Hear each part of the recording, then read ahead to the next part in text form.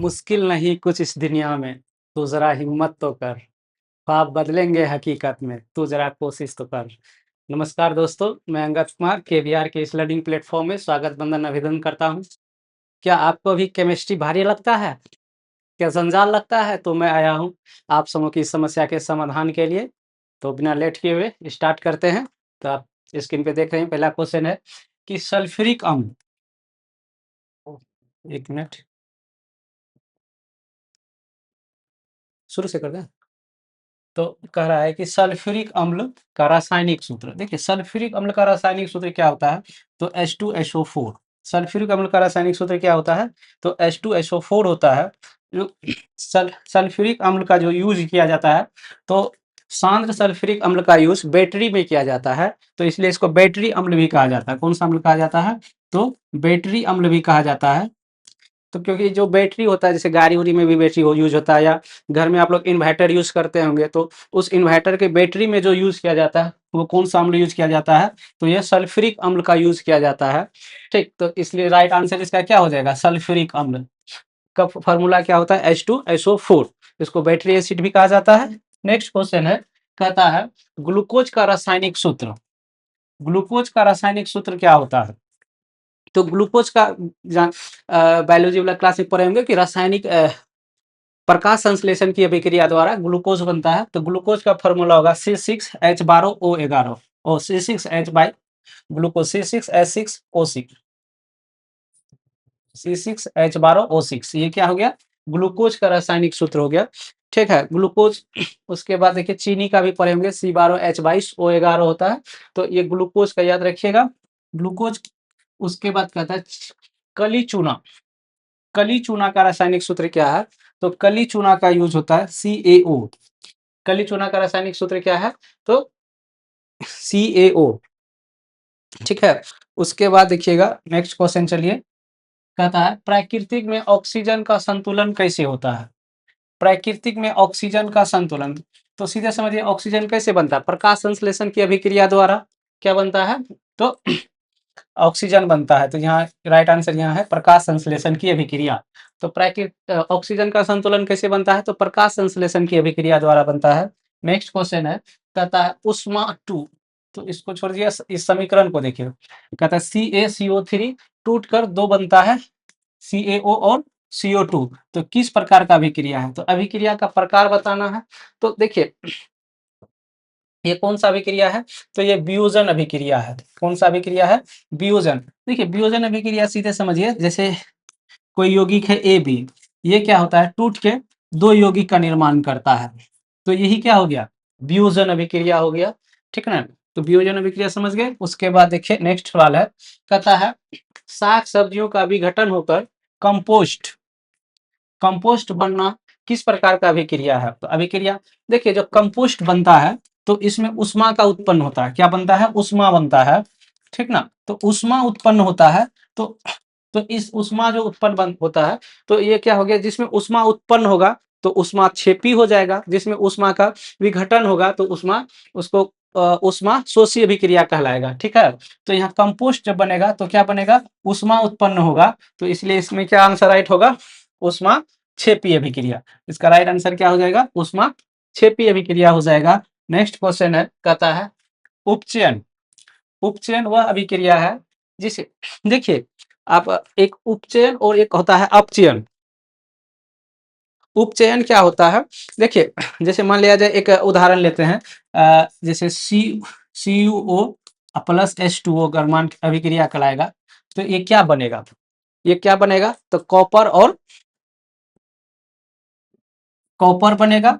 ठीक, देखिए यहाँ कॉपर में जो देखिए यहाँ ऑक्सीजन का क्या हो गया? वियोग हो गया, ऑक्सीजन हट गया। तो ये कौन सा अभिक्रिया हो गया? उपचयन हो गया। और पानी बनाता है। क्या बनाता है? पानी बनाता है, H2O। तो यहाँ कॉपर का क्या हो गया? कॉपर से ऑक्सीजन हट गया, तो ये हो गया उपचयन। ये क्या हो गया? उपचयन अभिक्रिया।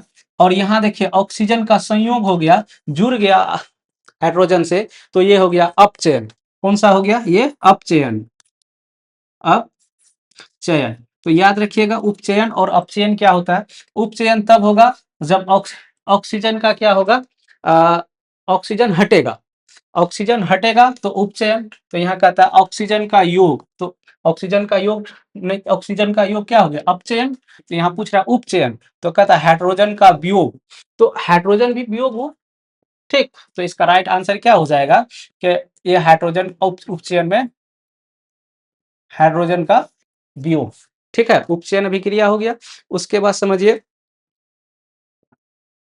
उपचयन अभिक्रिया क्या है, जिसमें हाइड्रोजन का वियोग होगा और ऑक्सीजन का संयोग होगा, तो वो ऑक्सीजन का जहां संयोग होगा वो अपचयन हो जाएगा, ठीक है। नेक्स्ट सवाल चलिए, नेक्स्ट सवाल है, कहता है Na2SO4, ठीक, और BaCl2 मिलकर क्या बनाता है, तो BaSO4 और NaCl बनाते हैं, किस प्रकार का रासायनिक अभिक्रिया है। देखिए ये रासायनिक अभिक्रिया क्या है, द्विविस्थापन अभिक्रिया है। ये कौन सा रासायनिक अभिक्रिया है, तो ये द्विविस्थापन अभिक्रिया समझिए क्या होता है। मान लिया जाए कि एक कोई यौगिक है AB प्लस और CD है, ठीक, तो ये क्या बनाता है, ये मान लिया जाए ये क्या किया, ए जो है जाके सी से मिल गया, तो ये क्या बना दिया AC प्लस बी मिल गया किसका, डी से, तो अब ये बन गया DC। तो मतलब क्या हो गया, कोई यौगिक का कोई तत्व जो है दूसरे यौगिक के दूसरे तत्व से मतलब अधिक क्रियाशीलता के कारण ये होती है। तो इस तरह का अभिक्रिया, मान के चलिए ये दोनों का ए बी दोनों गर्लफ्रेंड बॉयफ्रेंड है, मतलब बी का गर्लफ्रेंड जाके सी से मिल गया और डी जो है बी से मिल गया, तो इस तरह का रासायनिक अभिक्रिया मतलब क्या हो जाएगा, द्विविस्थापन, मतलब दोनों एक दूसरे को विस्थापित करता है। यहाँ देखिए Na जाके किससे मिल गया, Cl से मिल गया, तो NaCl बन गया। और उसके बाद यहाँ क्या हुआ, जो Ba है, तो Ba जाके किससे मिल गया, SO4 से मिल गया, ठीक ना।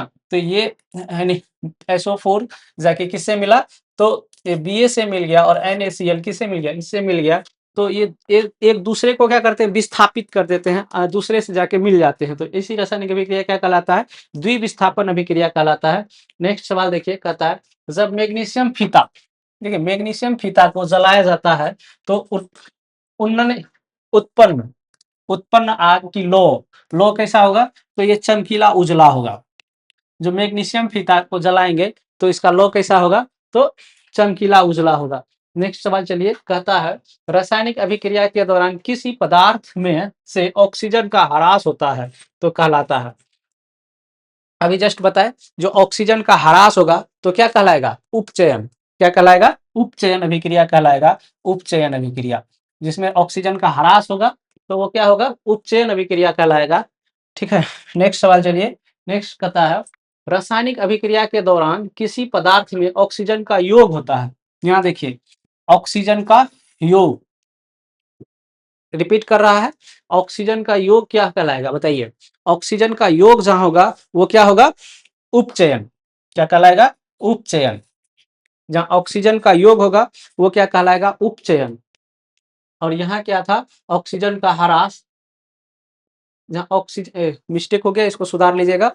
ऑक्सीजन का क्या है, ह्रास है, मतलब ऑक्सीजन हट रहा है, तो ये क्या कहलाएगा, अपचयन। क्या कहलाएगा, अपचयन कहलाएगा, ठीक है। नेक्स्ट क्वेश्चन चलिए, ये हो गया, कहता निम्न में से कौन ऑक्सीकरण अभिक्रिया है, ऑक्सीकरण जिसमें ऑक्सीकरण अभिक्रिया नहीं है। यहाँ देखिएगा, ध्यान क्या कर रहा है, ऑक्सीजन ऑक्सीकरण अभिक्रिया, जैसे जिस रासायनिक अभिक्रिया में ऑक्सीजन भाग लेगा उसको बोलेंगे ऑक्सीकरण अभिक्रिया, और जिस अभिक्रिया में नहीं लेगा तो उसको, तो यहाँ पूछ रहा है क्या, नहीं, तो ऑक्सीकरण अभिक्रिया नहीं है। जिससे दहन होगा, मतलब आग जलाने में क्या होता है, ऑक्सीजन की जरूरत होती है। श्वसन, जो सांस लेते हैं तो हवा के साथ ऑक्सीजन जाता है, ठीक ना, तो श्वसन क्रिया में किसके यूज होता है, ऑक्सीजन का यूज होता है। तो भोजन के पाचन में भी ऑक्सीजन का यूज होता है, लेकिन अवक्षेपण अभिक्रिया में ऑक्सीजन का यूज नहीं होता है। अवक्षेपण क्या होता है, जो मतलब कोई ठोस रासायनिक अभिक्रिया के रूप में अपशिष्ट के रूप में कोई ठोस पदार्थ अलग हो जाता है, तो उसी को क्या बोला जाता है, अपक्षेपण, ठीक है। तो नेक्स्ट क्वेश्चन है, कहता है सिल्वर क्लोराइड का रंग। देखिए सिल्वर क्लोराइड, सिल्वर मतलब चांदी होता है, तो चांदी का रंग कैसा होता है, सफेद होता है, व्हाइट होता है, श्वेत, इसका राइट आंसर हो जाएगा। सिल्वर क्लोराइड का रंग कैसा होता है, तो व्हाइट होता है। नेक्स्ट क्वेश्चन है, सिल्वर आयोडाइड, सिल्वर आयोडाइड का रंग कैसा होता है। देखिए सिल्वर आयोडाइड का रंग कैसा होगा, तो पीला होगा, कैसा होगा, पीला होगा, और एक सिल्वर ब्रोमाइट होता है, सिल्वर ब्रोमाइट का रंग कैसा होगा, हल्का पीला होगा। ठीक है, नेक्स्ट क्वेश्चन चलिए। नेक्स्ट क्वेश्चन है, कहते हैं शोषण किस प्रकार का रासायनिक अभिक्रिया है। देखिए शोषण किस प्रकार का रासायनिक अभिक्रिया बताइए। तो शोषण अपचयन, उपचयन, संयोजन या उष्मा शोषी। शोषण, शोषण में क्या होता है, शोषण में ऑक्सीजन का संयोग होता है। तो शोषण किस प्रकार का रासायनिक अभिक्रिया हो जाएगा, तो ये अपचयन अभिक्रिया हो जाएगा। कैसा अभिक्रिया हो जाएगा, अपचयन अभिक्रिया हो जाएगा। क्यों, शोषण में क्या होता है, ऑक्सीजन का वियोग होता है, मतलब ऑक्सीजन रासायनिक अभिक्रिया में भाग बन के क्या बना देता है, कार्बन डाइऑक्साइड। ठीक, सांस के रूप में छोड़ते हैं इसलिए कार्बन डाइऑक्साइड। कहता है अभिक्रिया जिसमें आयनों का आदान प्रदान होता है, ठीक ना, क्या कहलाती है, मतलब ऐसी रासायनिक अभिक्रिया जिसमें आयनों का आदान प्रदान होगा, वो क्या क्या कहलाएगा, आयनों का आदान प्रदान होगा तो वो क्या कहलाएगा, यहाँ क्या लिखा, विस्थापन अभिक्रिया, तो एक दूसरे को विस्थापित, द्विविस्थापन मतलब दो को विस्थापित करेगा। अपक्षेपण, तो ये तो नहीं होगा, इसमें रासायनिक अभिक्रिया क्या हो जाएगा, संयोजन। संयोजन मतलब ऐसी रासायनिक अभिक्रिया जिसमें आयनों का आदान प्रदान होता है, उसको क्या बोलेंगे, संयोजन रासायनिक अभिक्रिया। नेक्स्ट क्वेश्चन चलते हैं, कहता है निम्न में कौन सा पदार्थ बिना बिना ज्वाला के जलते हैं। ज्वाला मतलब समझ रहे हैं, जैसे मान लिया जाए ये मोमबत्ती है, कैंडल है, तो इसमें क्या आता है, एक लौ होता है, ठीक ना, ये लौ निकलता है तो यही प्रकाश निकलता है। तो यही पूछता है कि ये लौ जो है, मतलब ज्वाला किसमें ज्वाला बिना बिना ज्वाला के जलते हैं, मतलब ज्वाला नहीं है। तो देखिए मोमबत्ती जस्ट देख रहे हैं, इसमें ज्वाला होता है। मेथेन गैस को भी जलाएंगे तो उसमें भी ज्वाला निकलेगा। केरोसिन जैसे लालटेन, डिबिया, इस सब में जो जलाते हैं तो क्या होता है, लौ निकलता है, केरोसिन तो जलाते हैं तो। लेकिन कोयला, आप देखेंगे आजकल भी जो है बहुत सारा होटल होटल में समोसा वमोसा जो छकता है, तो वो क्या करता है, कोयला का यूज करता है आग आग के लिए। तो उसमें जो है कोयला क्या होता है, एक मतलब जलाते हैं तो उसमें लौ उत्पन्न नहीं होता है, वो एकदम जल के लाल लाल बहुत ज्यादा उष्मा उत्पन्न करता है। तो इसका राइट आंसर क्या हो जाएगा, कोयला। नेक्स्ट सवाल है, कहता है जब सोडियम हाइड्रोक्साइड जिंक से अभिक्रिया, सोडियम हाइड्रोक्साइड जिंक से अभिक्रिया करता है तो कौन सा उत्पाद बनता है। कौन सा भी कहता है, सोडियम हाइड्रोक्साइड। तो सोडियम हाइड्रोक्साइड से बनता क्या बनता है, पहले देखिए ये क्या है, जिंक का फॉर्मूला क्या होता है, Zn, और क्या कह रहा है, सोडियम हाइड्रोक्साइड। सोडियम हाइड्रोक्साइड का फॉर्मूला क्या होगा, NaOH। सोडियम हाइड्रोक्साइड जब तो ये रासायनिक अभिक्रिया करके क्या बनाएगा, तो सोडियम कहता है कौन सा उत्पाद बनता है, तो सोडियम हाइड्रोक्साइड से अभिक्रिया करके क्या बनेगा, तो Na2 और ZnO2 प्लस H2O, ये बनाएगा। जिंक, जिंक जो है सोडियम हाइड्रोक्साइड से विक्रिया करके बनाएगा, ये बनाएगा। देखिए कहाँ लिखा हुआ है, Na2 ZnO2 प्लस O। इसका आंसर, राइट आंसर क्या हो जाएगा, डी हो जाएगा। ठीक है, नेक्स्ट सवाल चलिए, कहता है सोडियम कार्बोनेट के जलीय घोल में मिथाइल ऑरेंज, मिथाइल ऑरेंज का घोल मिलाने मिलाने पर घोल का रंग परिवर्तन, सीधे यहाँ लिख दिया क्या, ऑरेंज। ऑरेंज मतलब क्या, पीला। तो राइट आंसर इसका क्या हो जाएगा, पीला। ठीक है, नेक्स्ट क्वेश्चन चलिए। नेक्स्ट सवाल कहता है कि जब लिटमस विलियन न तो अम्लीय होता है और न क्षारीय होता है, तब विलियन का रंग होता है। जो अम्लीय विलियन होता है वो क्या होता है, न तो वो क्षारीय है और ना ही अम्लीय है, ना क्षारीय है ना अम्लीय है, तो वो कैसा हो जाएगा, बैगनी होता है, उसमें कोई चेंजेस नहीं होगा। ये क्या हो जाएगा, राइट आंसर बैगनी कलर का हो जाएगा। नेक्स्ट क्वेश्चन है, कहता है कौन सा पदार्थ लाल लिटमस को नीला कर देता है। कहता है लाल लिटमस को नीला को कर देता है। इसका एक ट्रिक याद रखिएगा, बेबी को बेस पसंद है, मतलब जो बेस होता है वो क्या करता है, लाल लिटमस को नीला कर देता है। बेस क्या करता है, जो रेड होता है उसको नीला कर देता है। नीला, नीला का क्या था, ब्लू। ठीक, तो बी से रखिएगा, याद रखिएगा बेस, मतलब बेबी को बेस पसंद है, मतलब बेस क्या करता है, लाल को ब्लू कर देता है, मतलब नीला में बदलता है कौन, तो ये बेस, बेस को क्या बोलते हैं, क्षार। इसका राइट आंसर क्या हो जाएगा, क्षार। नेक्स्ट क्वेश्चन चलिए, कहता है जिंक तथा सल्फ्यूरिक अम्ल के बीच अभिक्रिया से निम्नलिखित में से कौन सा गैस निकलता है। देखिए जिंक और सल्फ्यूरिक अम्ल, जो जेट जेट एन होता है, जिंक Zn और सल्फ्यूरिक अम्ल H2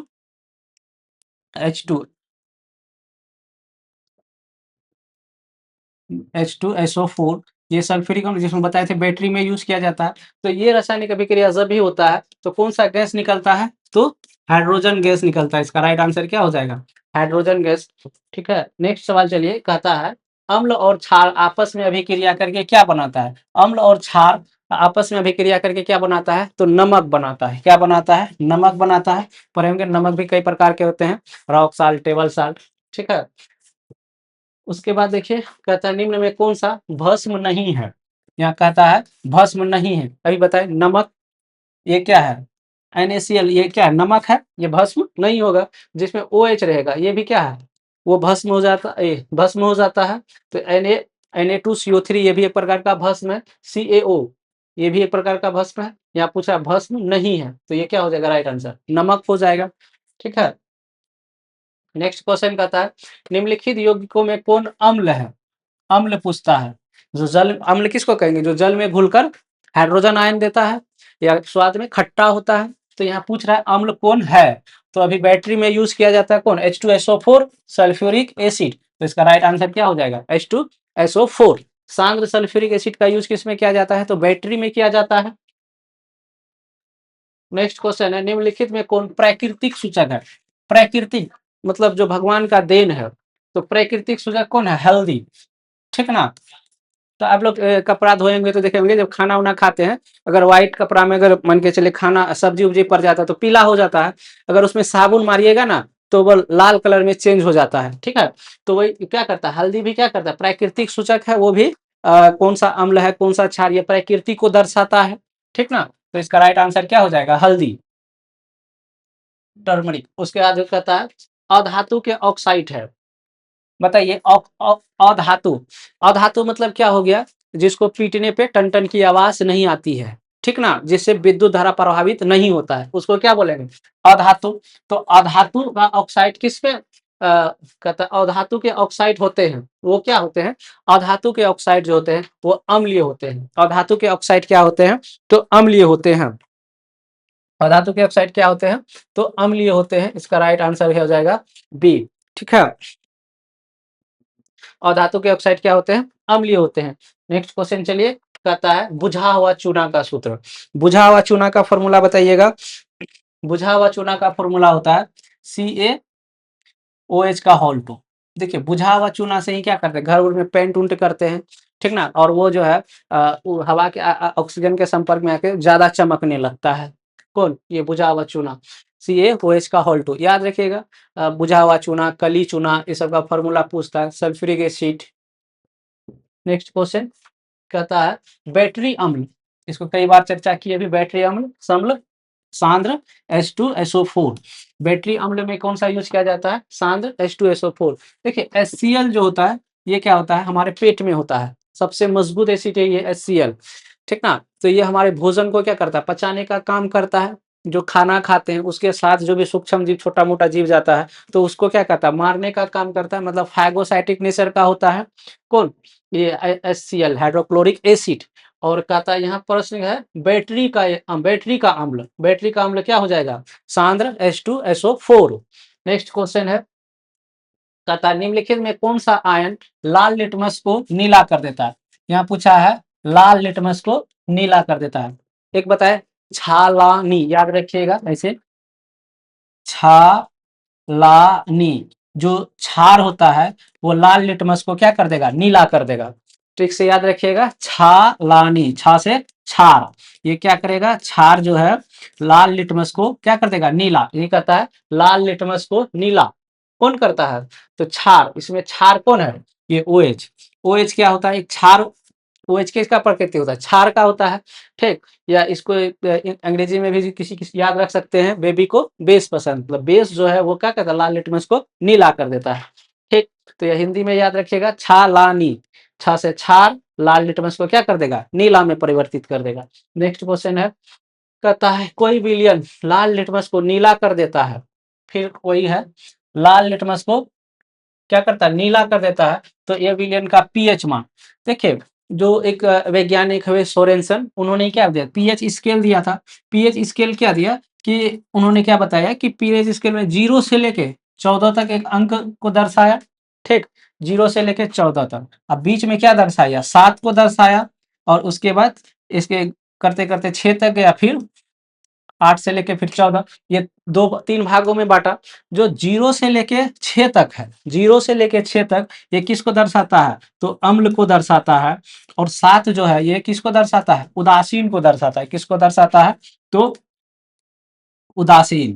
देखिए, जिसका पीएच जो है आपका 7 होगा, वो क्या होगा? उदासीन हो जाएगा। और 8 से लेके 14 तक जिसका पीएच स्केल में वैल्यू होगा, वो क्या हो जाएगा? क्षार हो जाएगा, या क्या हो जाएगा? क्षार। तो यही कहता है, लाल लिटमस को नीला, लाल लिटमस को नीला कौन किया? तो क्षार किया। तो क्षार का पीएच मान क्या हो जाएगा? 8 से लेके 14 तक। तो इसमें देखिए, कहता है 8 से अधिक, तो ये 7 से अधिक, 7 से अधिक 8 हुआ, 8 9 10 11 12 13 14, ये क्या हो गया? 7 से अधिक। तो इसका राइट आंसर क्या हो जाएगा? 7 से अधिक। ठीक है। ये पीएच स्केल क्या होता है, ये भी पूछ दिया जाता है, इसका खोज कौन किया था, ये भी पूछ दिया जाता है। नेक्स्ट क्वेश्चन है, निम्नलिखित में से संश्लेषित सूचक। देखिए, संश्लेषित सूचक क्या होता है, इसका मतलब समझिए, संश्लेषित का अर्थ समझिए। संश्लेषित उसके कहेंगे जो वैज्ञानिक लोग अपना प्रयोगशाला में बनाया, ठीक ना, तो उसको क्या बोलेंगे? संश्लेषित। तो कहता है संश्लेषित सूचक हल्दी। हल्दी क्या वैज्ञानिक लोग बोला? नहीं, प्राकृतिक में पाया जाता है। लिटमस पत्र भी पाया जाता है, लाल पत्ता गोभी पाया जाता है प्राकृतिक में, लेकिन क्या मेथिल ऑरेंज, इसको कौन बनाया? वैज्ञानिक लोग बनाया। तो संश्लेषित सूचक का अर्थ को, संश्लेषित सूचक कौन हो जाएगा? तो ये हो जाएगा मेथिल ऑरेंज। ठीक है। नेक्स्ट क्वेश्चन कहता है, निम्नलिखित में कौन सा पदार्थ का जलीय विलयन नीले लिटमस को लाल कर देता है? इसमें उल्टा कर दिया। पहले क्षार जो होता है क्या करता है? लाल लिटमस को नीला करता है। और अम्ल जो हो वो क्या करता है? नीले लिटमस को लाल कर देता है। तो इसका राइट आंसर क्या हो जाएगा? अम्ल हो जाएगा। ठीक है। नेक्स्ट क्वेश्चन चलिए। नेक्स्ट क्वेश्चन कहता है, सभी अम्ल जल में घुलकर, सभी अम्ल जल में घुलकर प्रदान करता है। जल में घुलकर क्या करता है? तो ये हाइड्रोजन आयन प्रदान करता है। ठीक है। जो ये अम्ल की प्रकृति आता है कि पूछ देता अम्ल किसे कहेंगे, तो वो भी आ जाता है कि अम्ल किसको कहेंगे? जो जल में घुलकर हाइड्रोजन आयन देता है उसको क्या बोलेंगे? अम्ल बोलेंगे। और जो जल में घुलकर OH आयन देता है वो क्या होता है? भस्म हो जाता है, तो क्षार हो जाता है। नेक्स्ट क्वेश्चन है, ऑक्जेलिक अम्ल। वो क्या पूछ रहा है? ऑक्जेलिक अम्ल। ऑक्जेलिक अम्ल का प्राकृतिक स्रोत है। तो ऑक्जेलिक पूछा, ऑक्जेलिक अम्ल बताइए किससे प्राप्त होता है? डायरेक्ट समझिए, ऑक्जेलिक अम्ल टमाटर से प्राप्त होता है। ऑक्जेलिक अम्ल किससे प्राप्त होता है? टमाटर से। देखिए, ये ऑक्जेलिक अम्ल जो है, दाग कपड़ा में जैसे दाग धब्बा लग गया, उसको समाप्त करने के लिए, उसको हटाने के लिए किसका यूज किया जाता है? तो ये ऑक्जेलिक अम्ल का उपयोग किया जाता है। ये ऑक्जेलिक अम्ल किसमें पाया जाता है? तो टमाटर में पाया जाता है। इमली में टार्ट्रिक अम्ल पाया जाता है। सिरका में और संतरा में, दोनों में क्या एक ही अम्ल पाया जाता है? सेट्रिक अम्ल। उसके बाद देखिए, कहता है हमारा शरीर का पीएच, हमारे शरीर का पीएच परास किसके बीच कार्य करता है? देखिए, अब हम बताएं कि हमारे पेट में हाइड्रोक्लोरिक एसिड पाया जाता है, HCl पाया जाता है। तो इसको नहीं देखेंगे, ये हमारे पेट के अंदर काम करता है। और शरीर, यहाँ कहता है हमारे शरीर जो बाहरी परत है, ब्लड उलड है, उसका बात पूछ रहा है। तो ये 21 परास पर काम करता है। तो ये इसका राइट आंसर हो जाएगा 7 से लेके 7.8 तक। ठीक ना। तो हमारे शरीर का पीएच परास कितना है? 7.0 से 7.8। ठीक है। नेक्स्ट क्वेश्चन चलिए। नेक्स्ट क्वेश्चन कहता है, मधुमक्खी का डंक, ठीक है, मधुमक्खी का डंक एक अम्ल छोड़ता है जिसके कारण दर्द और जलन होता है। मधुमक्खी काटता है तो कैसे होता है? दर्द भी होता है और जलन भी होता है। तो बताइए, ये अम्ल है।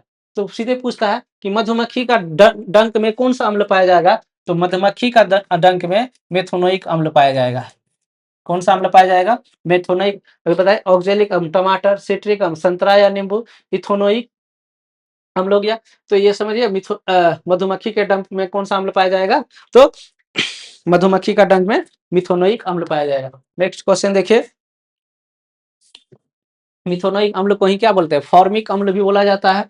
नेक्स्ट क्वेश्चन है, कहता है निम्नलिखित में से किसके कारण अम्ल वर्षा होता है? बताइए, अम्ल वर्षा किसके कारण होता है? तो अम्ल वर्षा ये SO2 के कारण होता है। अम्ल वर्षा के कारण ही जो है जैसे ताजमहल हो गया, ताजमहल कैसा व्हाइट है लेकिन उसका क्या हो रहा है, धीरे धीरे पीला हो जाता है। जो उद्योग से है, उद्योग से जो है बहुत सारा हानिकारक गैस निकलता है, जिस कारण से वो उसमें SO2 और N2O भी निकलता है। क्या निकलता है? एन NO2 क्या निकलता है? NO2। तो ये दोनों अम्ल वर्षा का कारण है, SO2 और N2O। ठीक है, तो अम्ल वर्षा का ये दोनों ही तत्व क्या है, यौगिक अम्ल वर्षा का कारण है। अम्ल वर्षा के कारण सीधे समझिए क्या होता है कि जैसे ताजमहल है व्हाइट है, तो उसका रंग हल्का हल्का पीला पड़ते जा रहा है, वो किसके कारण? अम्ल वर्षा के कारण। नेक्स्ट क्वेश्चन चलिए, कहता है अम्लीय विलयन का पीएच। अभी बताए सोरेनसन नामक वैज्ञानिक ने पीएच स्केल दिया था। पीएच स्केल क्या होता है? 0 से लेकर 14 तक अंक रहता है, जिसमें 0 से लेकर 6 अंक तक क्या दर्शाता है? अम्ल को दर्शाता है, 7 उदासीन को दर्शाता है, और 8 से लेके 14 तक किसको दर्शाता है? क्षार को दर्शाता है। यहाँ पूछा अम्ल का पीएच मान कितना होगा? 7 से कम, 7 से कम 6, 5, 4, 3, 2, 1, 0। ये किसको दर्शाएगा? अम्ल को दर्शाएगा। नेक्स्ट क्वेश्चन चलिए, कहता है सिरका में निम्नलिखित में से कौन सा अम्ल पाया जाता है? बताइए। सिरका में क्या गंध अम्ल होगा? नहीं होगा। फॉर्मिक अम्ल किस में होगा? चींटी में होगा। ठीक, हाइड्रोक्लोरिक अम्ल हमारे पेट में पाया जाता है, ये है क्या? एसिटिक अम्ल। राइट आंसर क्या हो जाएगा? एसिटिक अम्ल। फॉर्मिक अम्ल किस में पाया जाएगा? चींटी या मधुमक्खी के डंक में। ठीक ना, तो यहाँ पूछ रहा है क्या? सिरका, सिरका में कौन सा अम्ल पाया जाएगा? तो एसिटिक अम्ल पाया जाएगा। नेक्स्ट क्वेश्चन चलिए, कहता है दही में, दही खाने में क्या होता है? खट्टा होता है। ठीक है, तो दही में कौन सा अम्ल पाया जाएगा? देखिए टार्टरिक अम्ल किस में पाया जाएगा? इमली में। ठीक ना, किसमें पाया जाएगा? इमली में। फॉर्मिक अम्ल चींटी में। किसमें पाया जाएगा? चींटी में पाया जाएगा। लेक्टिक अम्ल ये दही में हो जाएगा। इसका राइट आंसर क्या हो जाएगा? ये हो जाएगा लेक्टिक अम्ल। एसिटिक अम्ल उसको पिछले बता दिए कि दही में कौन सा अम्ल पाया जाएगा, तो ये लेक्टिक अम्ल पाया जाएगा। नेक्स्ट क्वेश्चन चलिए, कहता है शुद्ध जल का पीएच मान। देखिए शुद्ध जल का पीएच मान क्या होता है? ये 7 हो जाएगा।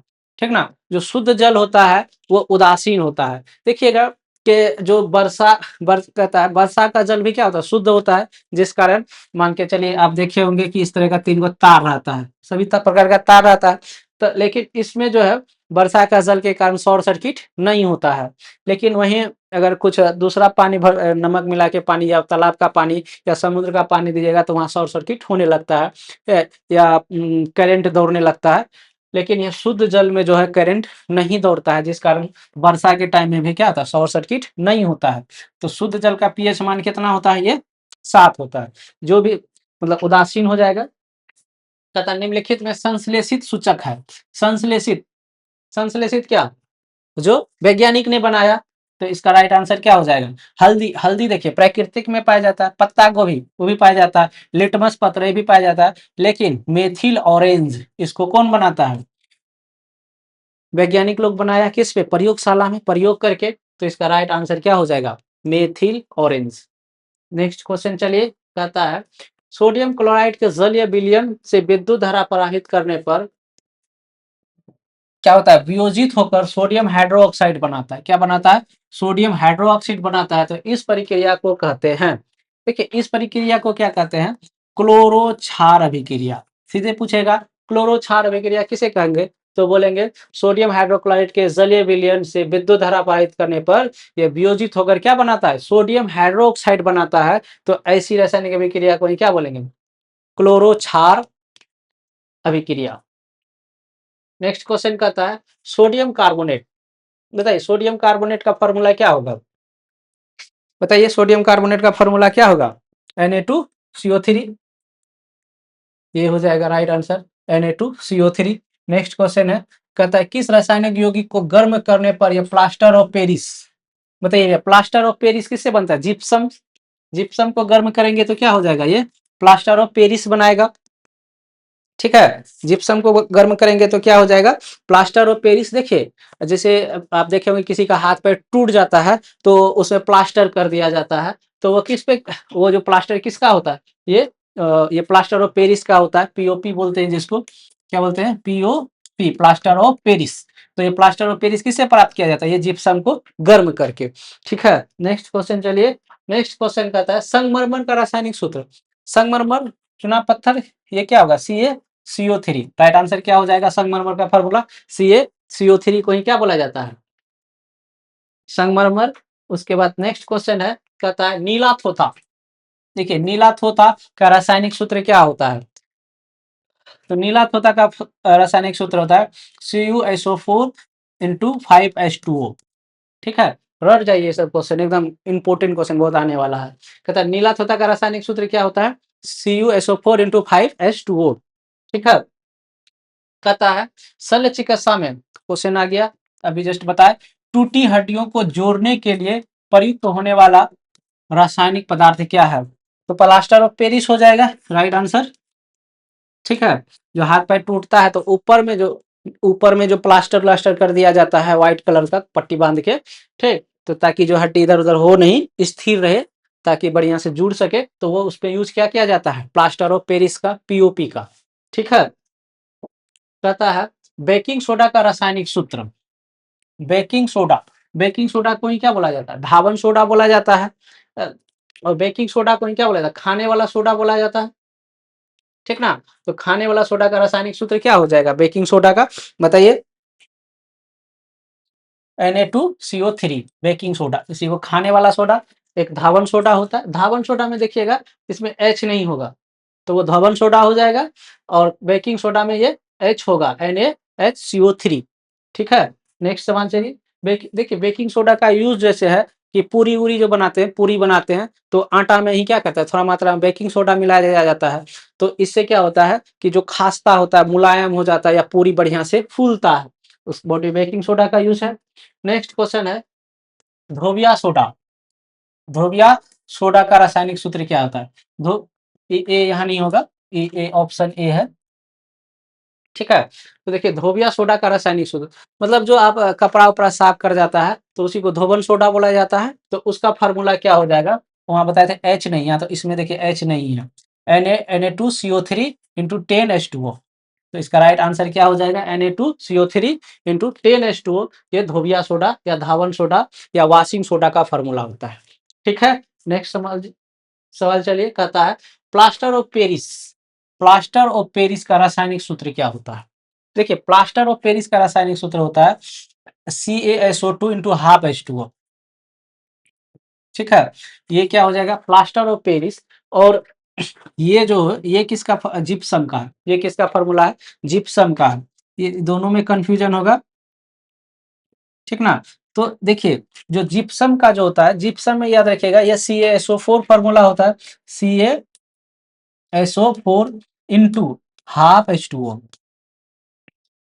तो ये हाफ को देखना जहां हाफ लग गया तो ये क्या हो जाएगा जी प्लास्टर ऑफ पेरिस हो जाएगा। जहां हाफ लग गया तो वो क्या हो जाएगा प्लास्टर ऑफ पेरिस और यही हाफ हट के क्या हो गया इसका 4 गुना हो जाए। ठीक ना ये क्या हो जाएगा 4 गुना हो जाए तो ये क्या हो जाएगा प्लास्टर ऑफ जिप्सम हो जाएगा। ये क्या हो जाएगा 4 गुना हो गया मतलब 1/2 में 4 से गुना क्या करेंगे तो क्या हो जाएगा 2 कट जाएगा ये 2 तो ये 2 हो गया तो ये जिप्सम का फॉर्मूला हो गया 2 होगा। तो इसी जिप्सम को गर्म करके क्या बनाया जाता है प्लास्टर ऑफ पेरिस बनाया जाता है। ठीक है नेक्स्ट सवाल चलिए कहता है सोडा एस का रासायनिक सूत्र क्या है बताइए। ये ए ऑप्शन ए है यहाँ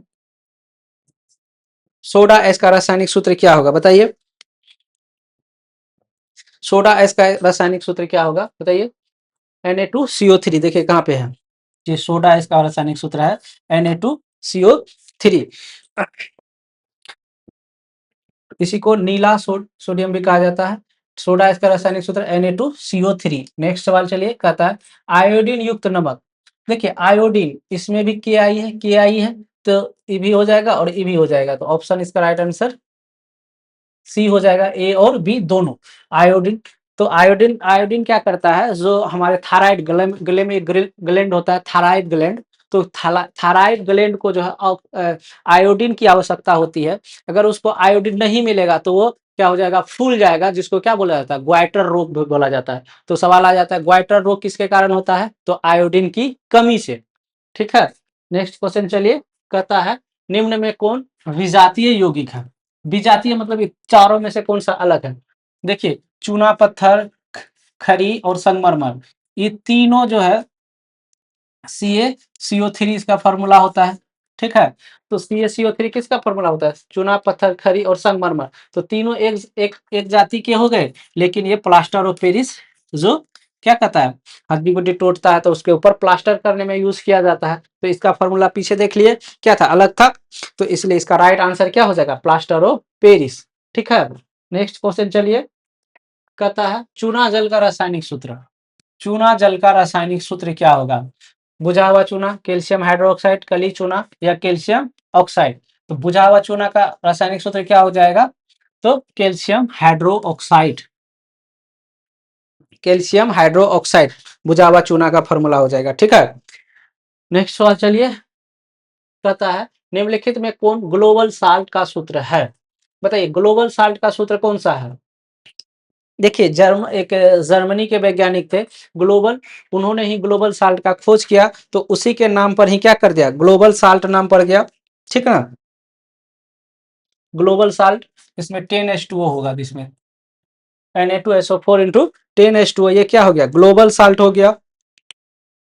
ठीक है। नेक्स्ट सवाल चलिए, नेक्स्ट सवाल कहता है बुझे हुए चूने का रासायनिक सूत्र।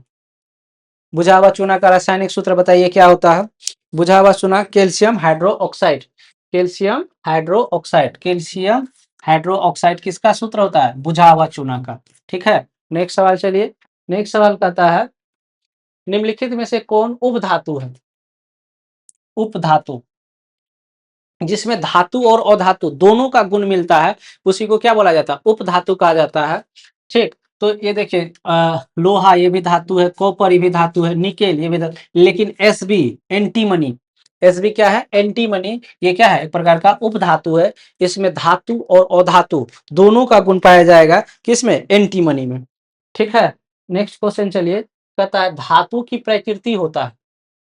देखिए धातु का प्रकृति क्या होता है, विद्युत धनात्मक, विद्युत ऋणात्मक या उदासीन। बताइए जो धातु होता है, जैसे मान लिया जाए लोहा है, इसमें क्या करेगा, तो ये इलेक्ट्रॉन को डोनेट करता है, खोता है।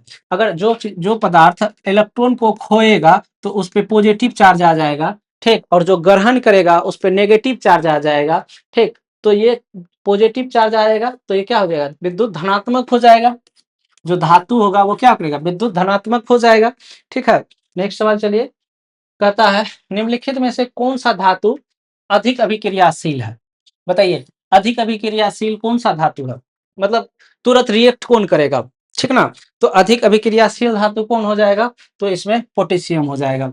एक आप सीरीज देखे होंगे, आप लोग का बुक में होगा, उसको याद कर लीजिएगा। कहता है किस धातु का गलनांक सबसे कम है? सबसे कम गलनांक इसमें से क्या आ जाएगा, आयरन हो जाएगा। देखिए हर एक पदार्थ का गलनांक मतलब किस हीट पे वो पिघलना स्टार्ट होता है उसको क्या बोलेंगे, गलनांक। तो इन ऑप्शन के अनुसार इसमें से सबसे ज्यादा कम गलनांक किसका होगा, आयरन का हो जाएगा, लोहा का हो जाएगा। ठीक है। नेक्स्ट सवाल चलिए, एक मिनट, इसका राइट आंसर क्या हो जाएगा, सोडियम। कहता है किस धातु का निम्नलिखित में से कौन सा धातु अधिक अभिक्रियाशील है? अधिक पूछ रहा है, क्या पूछ रहा है, अधिक अभिक्रियाशील कौन हो जाएगा, ये सोडियम हो जाएगा। ठीक है।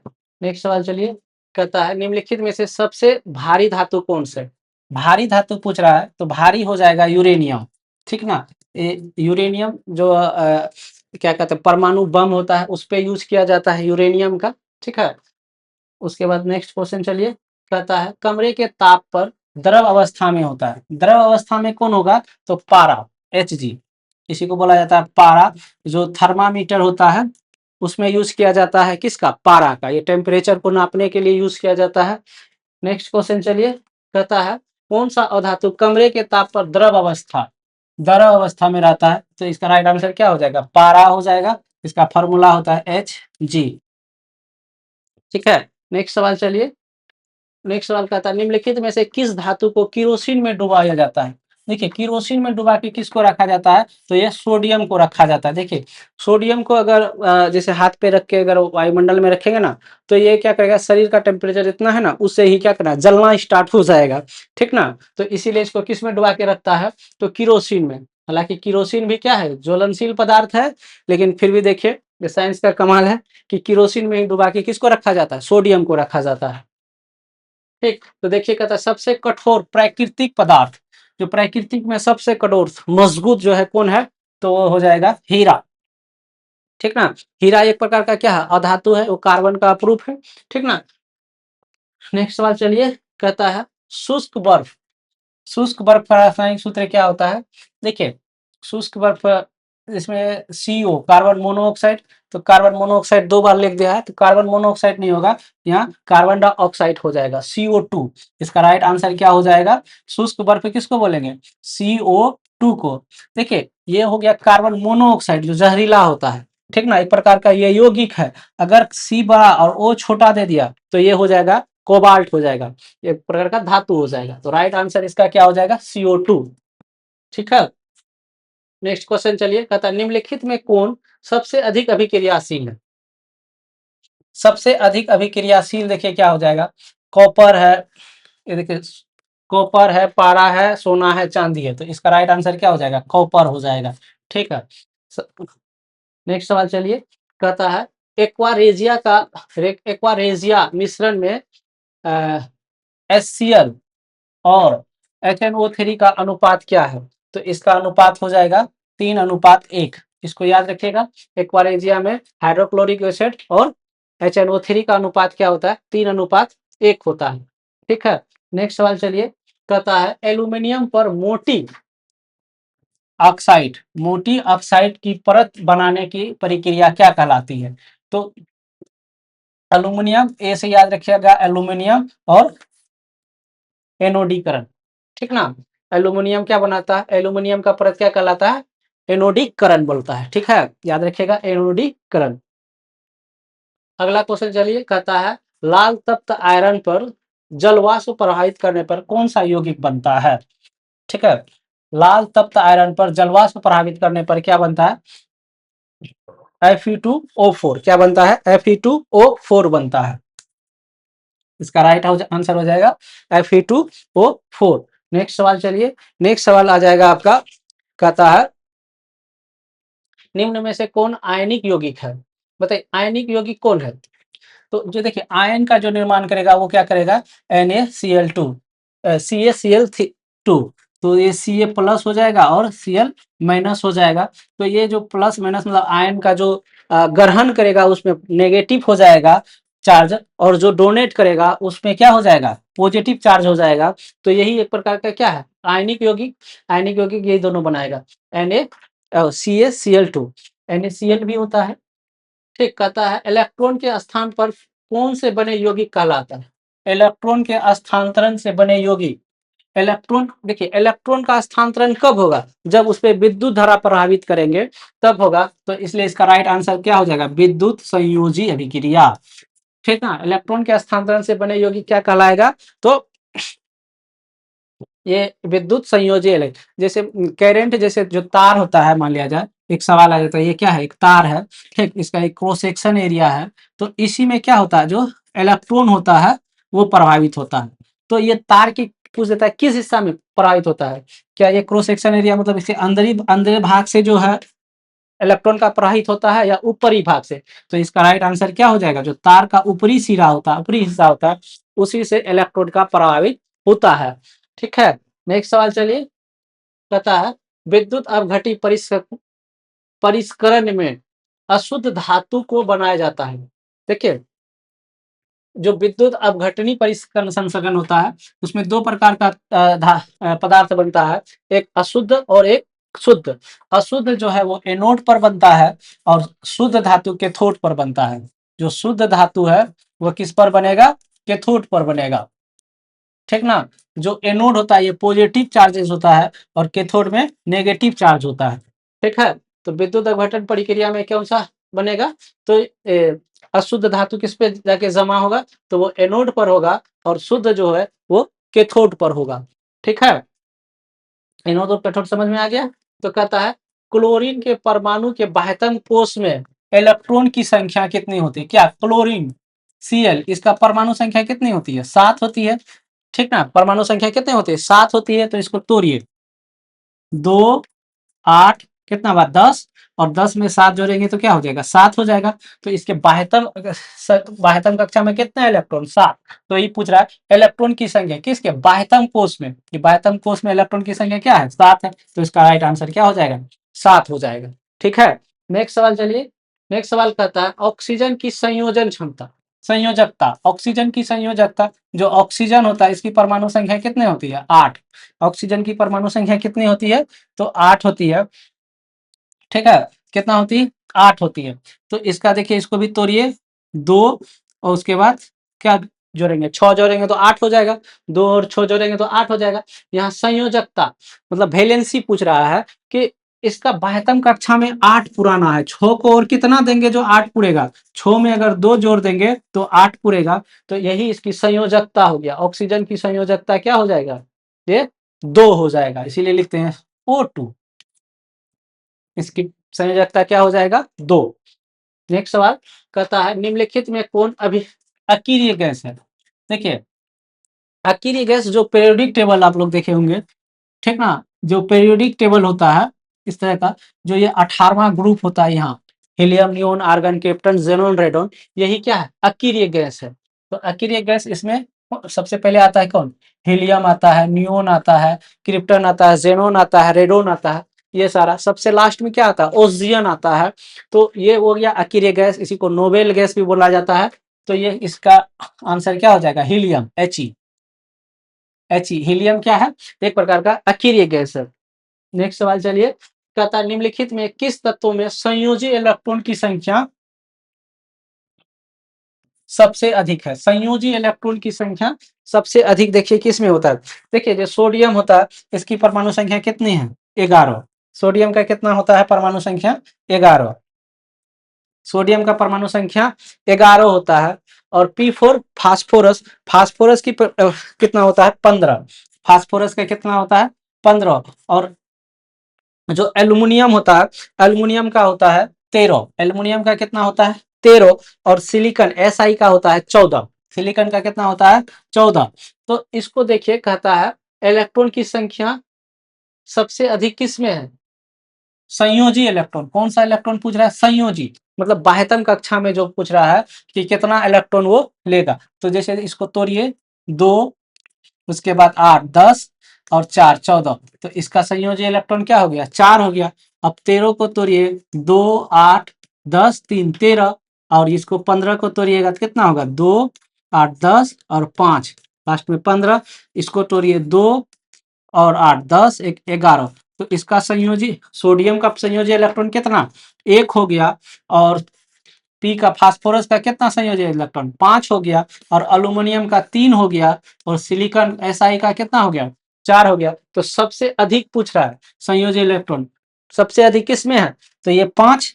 तो इसका राइट आंसर हो जाएगा पी फॉर फास्फोरस। ठीक है, नेक्स्ट सवाल चलिए। नेक्स्ट सवाल कहता है निम्नलिखित में कौन अधातु है। अधातु पूछिए अधातु।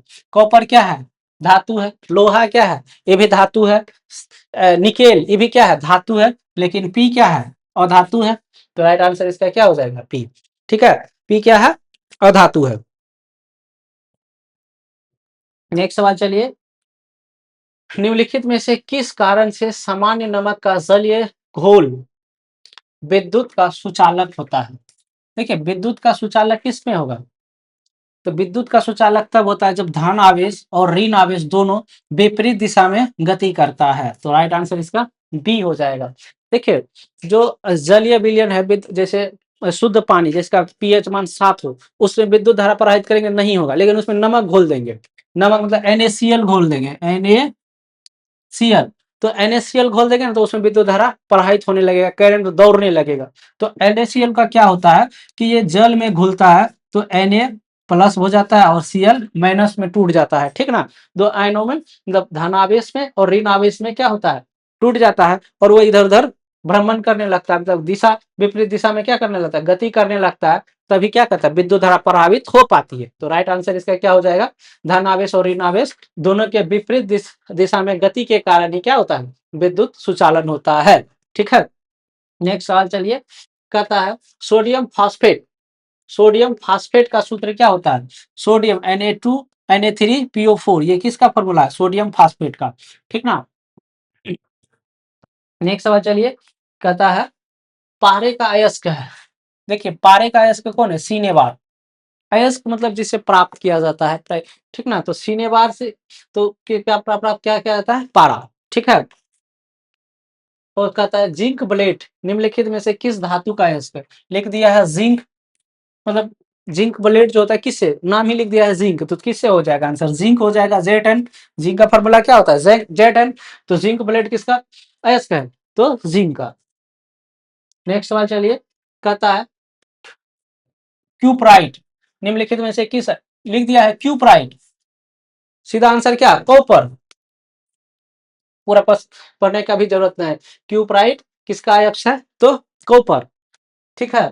नेक्स्ट सवाल कहता है मिश्र धातु जिंक में देखिए जिसमें 90% क्या हो, 90% क्या पूछ रहा है? कॉपर। और 10% जो है वो किसका पूछ रहा है? 90% कॉपर और 10% टीन, ये दोनों मिलाकर क्या बनेगा? दोनों को मिलाकर क्या बनाएगा? तो कासा बनाएगा। क्या बनाएगा?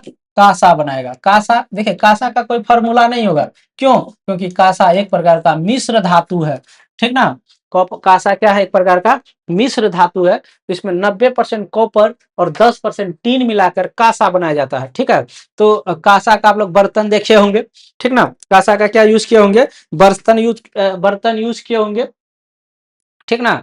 जैसे लोटा हो जाएगा, थाली हो जाएगा। ठीक ना। पीला कलर का जो बर्तन घर में देखे होंगे ना, वही क्या है? कासा है। ठीक। तो उसका वो कैसे बनता है? इसमें 90% कॉपर 10% टीन मिलाकर बनाया जाता है। नेक्स्ट सवाल चलिए, कहता है यशत पुष्प। यशत पुष्प क्या है? यशत पुष्प जिंक ZnO को कहा जाता है यशत पुष्प। ठीक ना। यशत पुष्प ZnO का यूज जो होता है महरम बनाने के लिए क्या किया जाता है? महरम। ठीक ना। महरम बनाने में किया जाता है। जो आप ब्यूटी पार्लर होता है, उसमें भी मुंह पे पुट्टी उट्टी करने में किया जाता है। ब्यूटी पार्लर, ब्यूटी पार्लर को हिंदी में क्या कह देता है? सौंदर्य प्रसाधन केंद्र। ठीक ना। कोई कोई महिला गैरेज भी कहा देता है। भैया महिला गैरेज उसको नहीं बोलना, उसको हिंदी में क्या बोला जाएगा? सौंदर्य प्रसाधन केंद्र। ठीक है। कहता है जल के विद्युत अपघटन में कैथोड पर कौन सी गैस मुक्त होता है? एक होता है एनोड, एक होता है कैथोड। कैथोड पर कौन सा गैस मुक्त होगा? तो हाइड्रोजन गैस। कौन सा गैस? हाइड्रोजन गैस मुक्त होगा। ठीक है। देखिए जो विद्युत अपघटन अभिक्रिया करेंगे, ठीक ना, तो मान लिया जाए इसमें एक ऐसे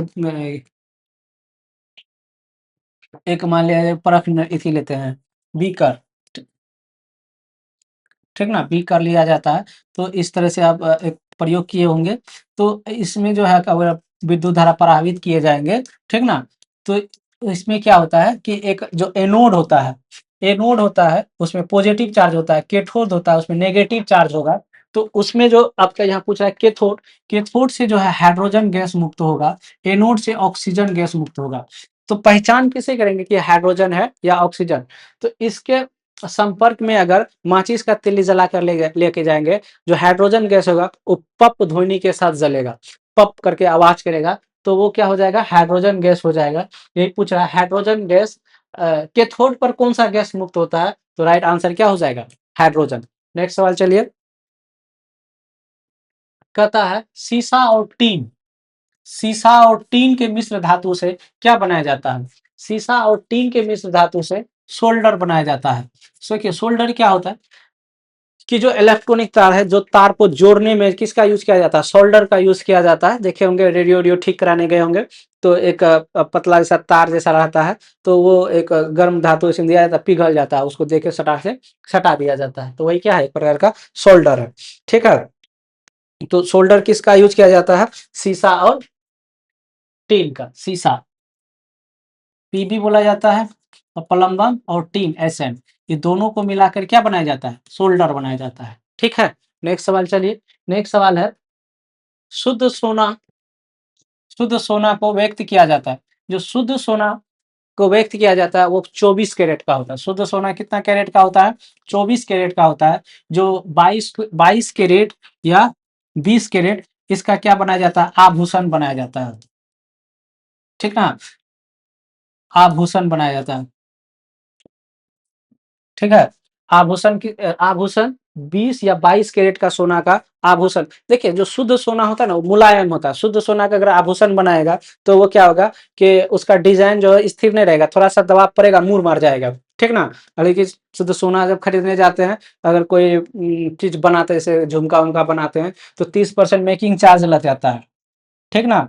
अगर मान के शुद्ध सोना का बनाया सुंदर जैसा झुमका देने गए छुपा के ले गए देने के लिए, चपा उपा गया तो उसका डिजाइन ही चेंज हो जाएगा, तो 31% मेकिंग चार्ज आपका व्यर्थ चले जाएगा, ठीक ना। तो इसीलिए जब भी आभूषण बनाया जाता है तो वो शुद्ध सोना का नहीं बनाया जाता है, उसको उसमें कुछ चांदी वगैरह कुछ मिलाया जाता है, ठीक ना। तो वो क्या हो जाता है 22 कैरेट का हो जाता है। लेकिन पूछेगा शुद्ध सोना कितना कैरेट का, तो क्या बोलेंगे 24 कैरेट का। नेक्स्ट सवाल चलिए, कहता है लोहे के फ्राइंग पैन समझते हैं, जिसमें खाना बनाया जाता है उसको बोलेंगे फ्राइंग पैन, में जंग से बचने के लिए निम्नलिखित में से कौन सा विधि प्रयुक्त किया जाता है। देखिए जंग से बचने के लिए अगर सिर्फ जंग रहता तो सब आंसर हो जाता, ग्रीस लगाकर, पेंट लगाकर, जिंक की परत चढ़ाकर, ठीक ना, और तो इसका आंसर सब हो जाता है। लेकिन यहाँ कहता है फ्राइंग पैन जिसमें भोजन, अच्छा जिसमें खाना बनाएंगे, मान के चलिए जो एक कढ़ाई है उसमें ग्रीस लगा देंगे कि जंग नहीं लगेगा, और उसमें खाना बनाएंगे, क्या खाना में ग्रीस लग जाएगा, ठीक ना। तो भोजन दूषित हो जाएगा, तो ग्रीस लगाएंगे उसको नहीं लगाएंगे, कहता पेंट लगा के कहेंगे, मान के चलिए कोई खाना बनाने के बर्तन उसमें एशियन पेंट कर दिए, चलेगा सालों साल तक जंग नहीं लगेगा। अब आग में चढ़ाए, अब पेंट पिघल के भोजन में मिल जाएगा तो भोजन क्या होगा दूषित हो जाएगा। तो इसीलिए जो है ये दोनों आंसर नहीं होगा, तो इसका राइट आंसर क्या होगा जिंक की परत चढ़ाकर, मतलब जो गैल्वेनाइजेशन होता है, ठीक ना। जो इलेक्ट्रिक आप लोग जो बर्तन खरीदिएगा उसमें देखिएगा कि वो उसमें एक जिंक की परत चढ़ जाता है, तो चढ़ा होता है, तो उससे क्या होता है जंग नहीं लगता है। तो जो फ्राइंग पैन होता है भोजन बनाने वाले बर्तन, उसमें किसका परत चढ़ाया जाता है जिंक की परत चढ़ाया जाता है, याद रखिएगा। अगर पूछेगा जंग से बचने के लिए तो सब आ जाएगा, जिंक गैल्वेनाइजेशन हो जाएगा, ग्रीस लगाकर हो जाएगा, पेंट लगाकर हो जाएगा। नेक्स्ट क्वेश्चन चलिए, कहता है ताम ताम्र और टीन, मतलब कॉपर और टीन मिलाकर क्या बनाया जाता है अभी बताए, कासा। कॉपर का 90% और टीन का 10% मिलकर क्या बनता है कासा बनता है।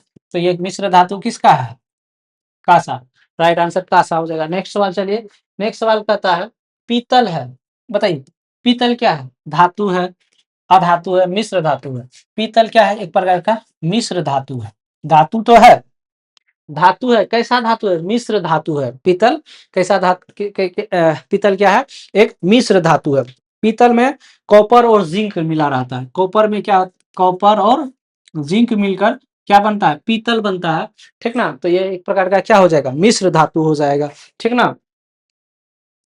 कहता है लोहा को जिंक से लेपित करने की क्रिया क्या कहलाता है, लोहा में अगर जिंक लेपित कर जाएंगे तो वो क्या हो जाएगा गेल्वेनीकरण कहलाएगा, क्या कहलाएगा गेल्वेनीकरण कहलाएगा। नेक्स्ट सवाल चलिए, नेक्स्ट सवाल है, कहता है मीथेन में कितने सहसंयोजक बंधन होता है, मीथेन CH4, मीथेन का फॉर्मूला क्या होता है CH4, इसमें कहता है सहसंयोजक बंधन कितने हैं, ठीक ना। मीथेन में देखिए सहसंयोजक बंधन कितने हैं, तो ये कार्बन हो गया, तो ये इस तरह से हो जाएगा, 4 गो हाइड्रोजन है, ठीक ना। तो ये बंधन कितना बनाएगा 1 2 3 4, तो इसका राइट आंसर क्या हो जाएगा 4। तो मीथेन मीथेन जो है, मीथेन में सहसंयोजक बंधन कितने बनाएगा तो 4 बनाएगा, ठीक है। नेक्स्ट सवाल चलिए, नेक्स्ट सवाल कहता है फ्लोरीन अयस्क है, फ्लोरीन किसका अयस्क है भैया, तो कार्बन। देखिए कार्बन का 3 अयस्क है, कार्बन का कितना 3, पहला तो देख लिया फ्लोरीन, ठीक ना, क्या है फ्लोरीन, और दूसरा बन जाएगा आपका हीरा, ठीक ना, तीसरा हो जाएगा ग्रेफाइट, ग्रेफाइट। देखिए फ्लोरीन हीरा और ग्रेफाइट ये तीनों किसका अयस्क है, तो कार्बन का अयस्क है, ठीक ना। अब हीरा देखिए बहुत ज्यादा महंगा है, ठीक ना, चमकदार होता है। ग्रेफाइट पूछ लेता है ग्रेफाइट का यूज किस, बचपन में जो ऐसे खुरुच खुरुच के जो पेंसिल लिखते थे, ठीक ना, तो वो काला काला जगता था, वो वही क्या है ग्रेफाइट है। ग्रेफाइट का उपयोग किस में किया जाता है, तो पेंसिल में, ठीक ना। नेक्स्ट सवाल चलिए, कहता है हाइड्रोजन के 2 परमाणुओं के बीच कितने आबंध होते हैं। देखिए हाइड्रोजन के दो परमाणु मतलब H2O के बीच जो है वो कितने आबंध बनेंगे, ठीक ना। जो हाइड्रोजन और के बीच जो है आबंध बनाने के लिए कितना, एगो दो परमाणु है, तो इसका एगो एगो इसका ले लेता है तभी वो स्टेबल हो पाता है। तो ये जो है हाइड्रोजन बना के दो परमाणु, हाइड्रोजन के दो परमाणु जो है कितने आबंध बनाएंगे, सिंगल बॉन्ड बनाएंगे, एक आबंध बनाएंगे। क्या आंसर हो जाएगा, एक आबंध। ठीक है, नेक्स्ट सवाल चलिए। नेक्स्ट सवाल कहता है निम्न में कौन कार्बन का अप्रूफ है। अभी बताए कार्बन का कई गो अप्रूफ, तीन अप्रूफ बताए, कौन कौन, फ्लोरीन, ग्रेफाइट, हीरा और ये तो सभी हो जाएगा, ग्रेफाइट, हीरा और फ्लोरीन। ठीक ना, इसका राइट आंसर क्या हो जाएगा, सभी। ये सभी क्या है, कार्बन के अप्रूफ। कार्बन के तीन अप्रूफ कौन कौन है, ग्रेफाइट, हीरा और फ्लोरीन। कार्बन के कितने अप्रूफ, तो तीन अप्रूफ है, कौन कौन, फ्लोरीन है, हीरा है और ग्रेफाइट। याद रखिएगा। कहता है एरोमेटिक हाइड्रोकार्बन।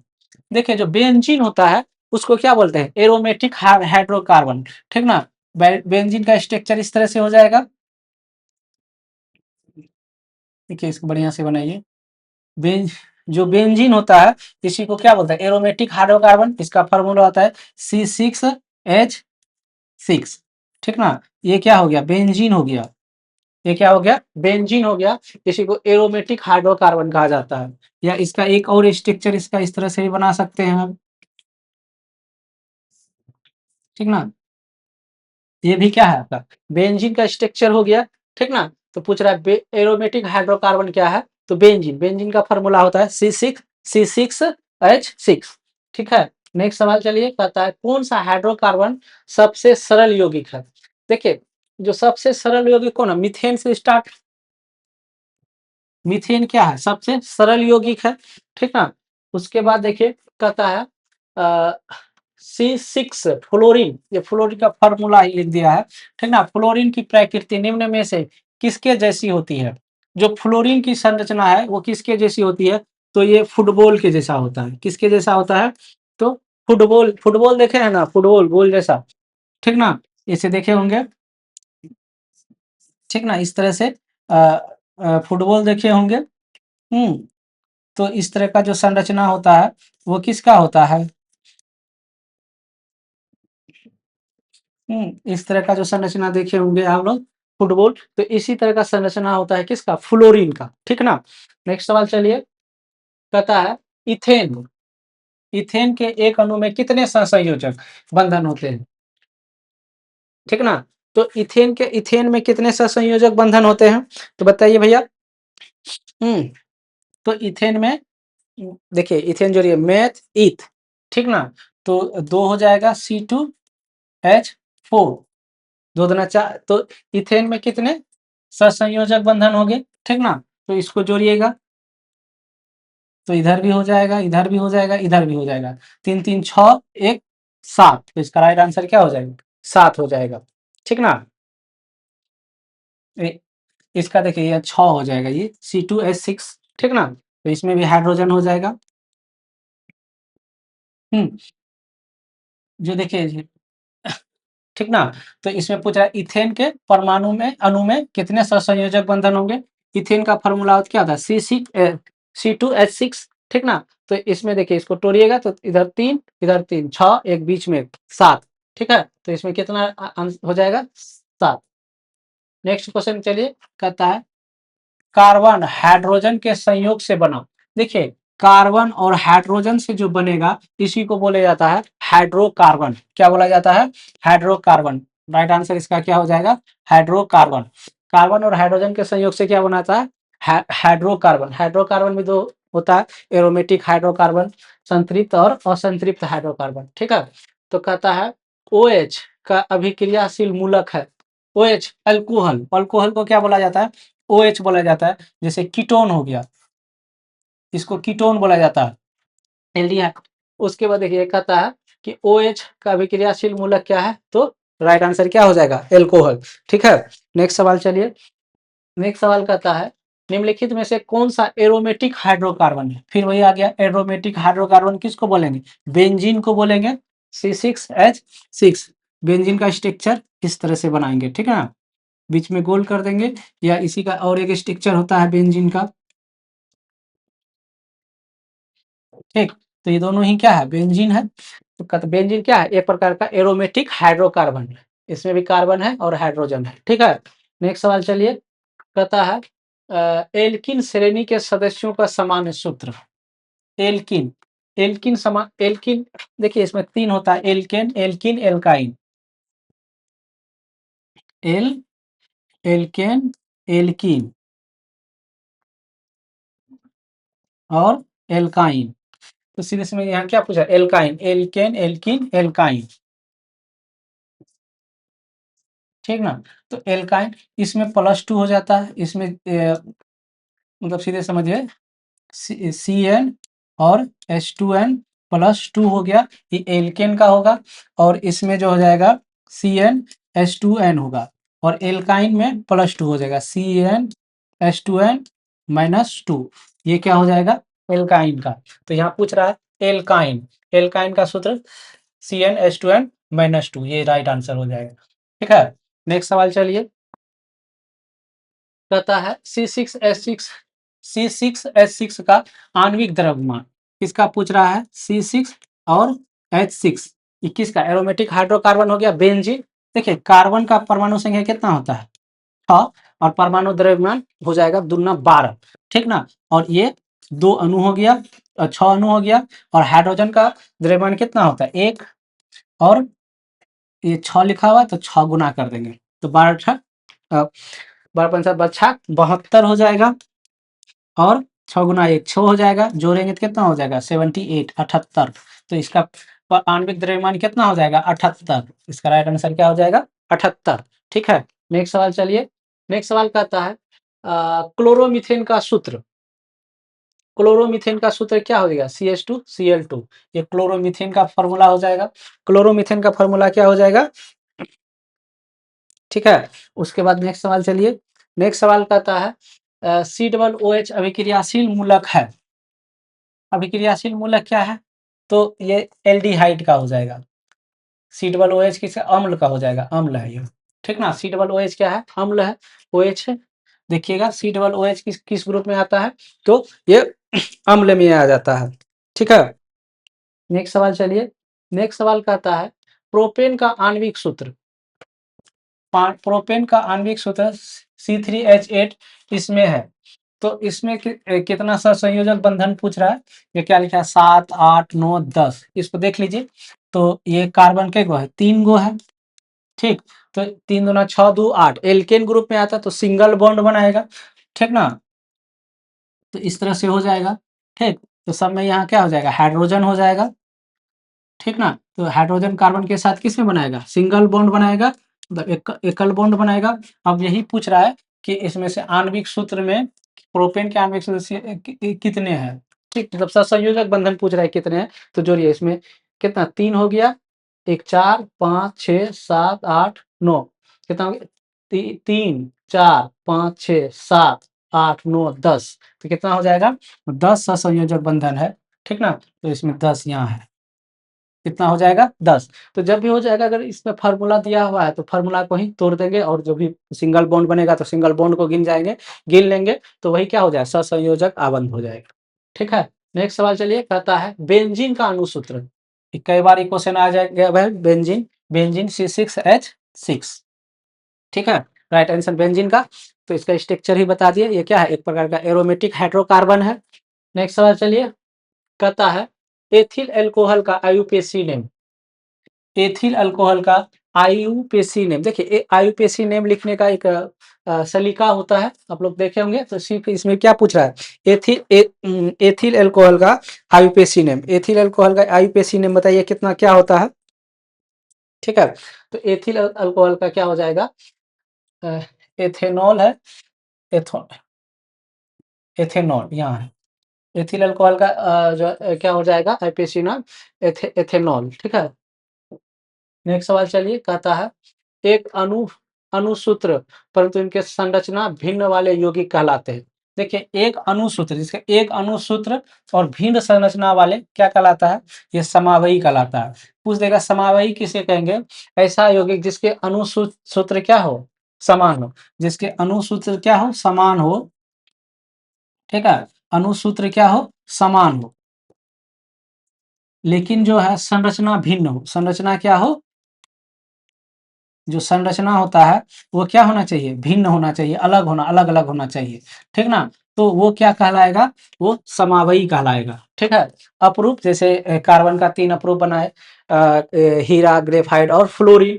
उत्प्रेरक जो रासायनिक अभिक्रिया को तेज कर दे या मंद कर दे उसको क्या बोलेंगे? उत्प्रेरक, ठीक है। नेक्स्ट सवाल चलिए, कहता है निम्न में कौन असंतृप्त हाइड्रोकार्बन है? असंतृप्त हाइड्रोकार्बन बताइए कौन सा है? तो असंतृप्त हाइड्रोकार्बन हो जाएगा H2 C2H4। C2H4 क्या है? एक प्रकार का असंतृप्त हाइड्रोकार्बन है, ठीक ना। नेक्स्ट सवाल चाहिए, कहता है CnH2n निम्नलिखित में से किसका सामान्य सूत्र है? देखिए एल्केन, एल्केन का सामान्य सूत्र क्या होता है? CnH2n plus two, plus two हो गया एल्केन, तब हो जाता है एल्कीन। क्या हो जाएगा? एल्कीन का होगा CnH2n, ठीक ना। और एल्काइन का क्या हो जाएगा? Cn और H2n-2, ठीक ना। तो ये हो गया एल्काइन। यहाँ पूछ रहा है क्या? CnH2n, ये तो इसका राइट आंसर क्या हो जाएगा? एल्कीन, ठीक है। इसको एक बार लिखिएगा, लिख सकते हैं एल्केन एल्काइन का फॉर्मूला क्या होता है, ठीक है। और देखिए नेक्स्ट सवाल, आपका अगला क्वेश्चन क्या है? कहता है Al2CO3 के जल अपघटन में कौन सा अम्ल बनता है, ठीक ना। इसका देखिए कौन सा अम्ल बनेगा, किसका? तो यह मेथेन, एथेन, मेथेन और एल्काइल, इसमें से मेथेन बन जाएगा। क्या बन जाएगा? मेथेन। Al2CO3 के जल अपघटन में क्या बन जाता है? तो मेथेन बन जाता है, ठीक है। इसका और नेक्स्ट क्वेश्चन चलिए, कहता है एल्केन का सामान्य सूत्र। एल्केन अभी बताए, एल्केन सबसे ऊपर में क्या लिखे थे? एल्केन। तो इसमें से कोई है एल्केन? तो कोई नहीं है, तो यहाँ प्लस अगर हो जाए तो ये क्या हो जाएगा? एल्केन का फार्मूला हो जाएगा, ठीक है ना। तो ये तो किसी का फार्मूला बताए ना, ये बताए क्या? एल्कीन का बताए, ये भी किसी का नहीं बताए। तो यहाँ यहाँ प्लस छूट गया है, तो इसको प्लस कर दीजिएगा, ये क्या हो जाएगा? एल्केन का फार्मूला हो जाएगा, ठीक है। नेक्स्ट सवाल चलिए, कहता है पेंटेन के कितने संरचना समावयी संभव है?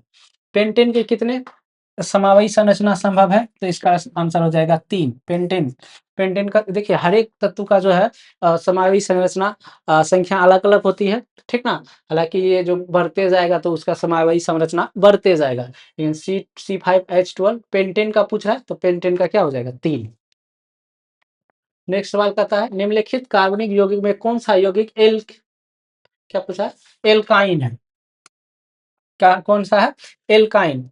तो इन इन देखिए किस में है? यहाँ इन है, तो ये हो जाएगा एसिटिलीन। क्या हो जाएगा? एसिटिलीन, ठीक ना। क्या हो जाएगा? एसिटिलीन, एल्काइन, ठीक है। नेक्स्ट नेक्स्ट सवाल चलिए, कहता है एल्कीन का सामान्य सूत्र। एल्कीन हम बता दिए, एल्केन, एल्केन में जहाँ रहेगा प्लस टू वो एल्केन, उसके जस्ट नीचे एल्कीन बताए, उसमें प्लस टू नहीं होता है, ठीक ना। और उसके बाद एल्काइन, ये हो गया एल्काइन -2 वाला, ठीक है। नेक्स्ट सवाल चलिए, नेक्स्ट सवाल कहता है मीथेन के अणु का आकार होता है, जो मीथेन होता है इसके अणु का आकार होता है समचतुष्फलकीय।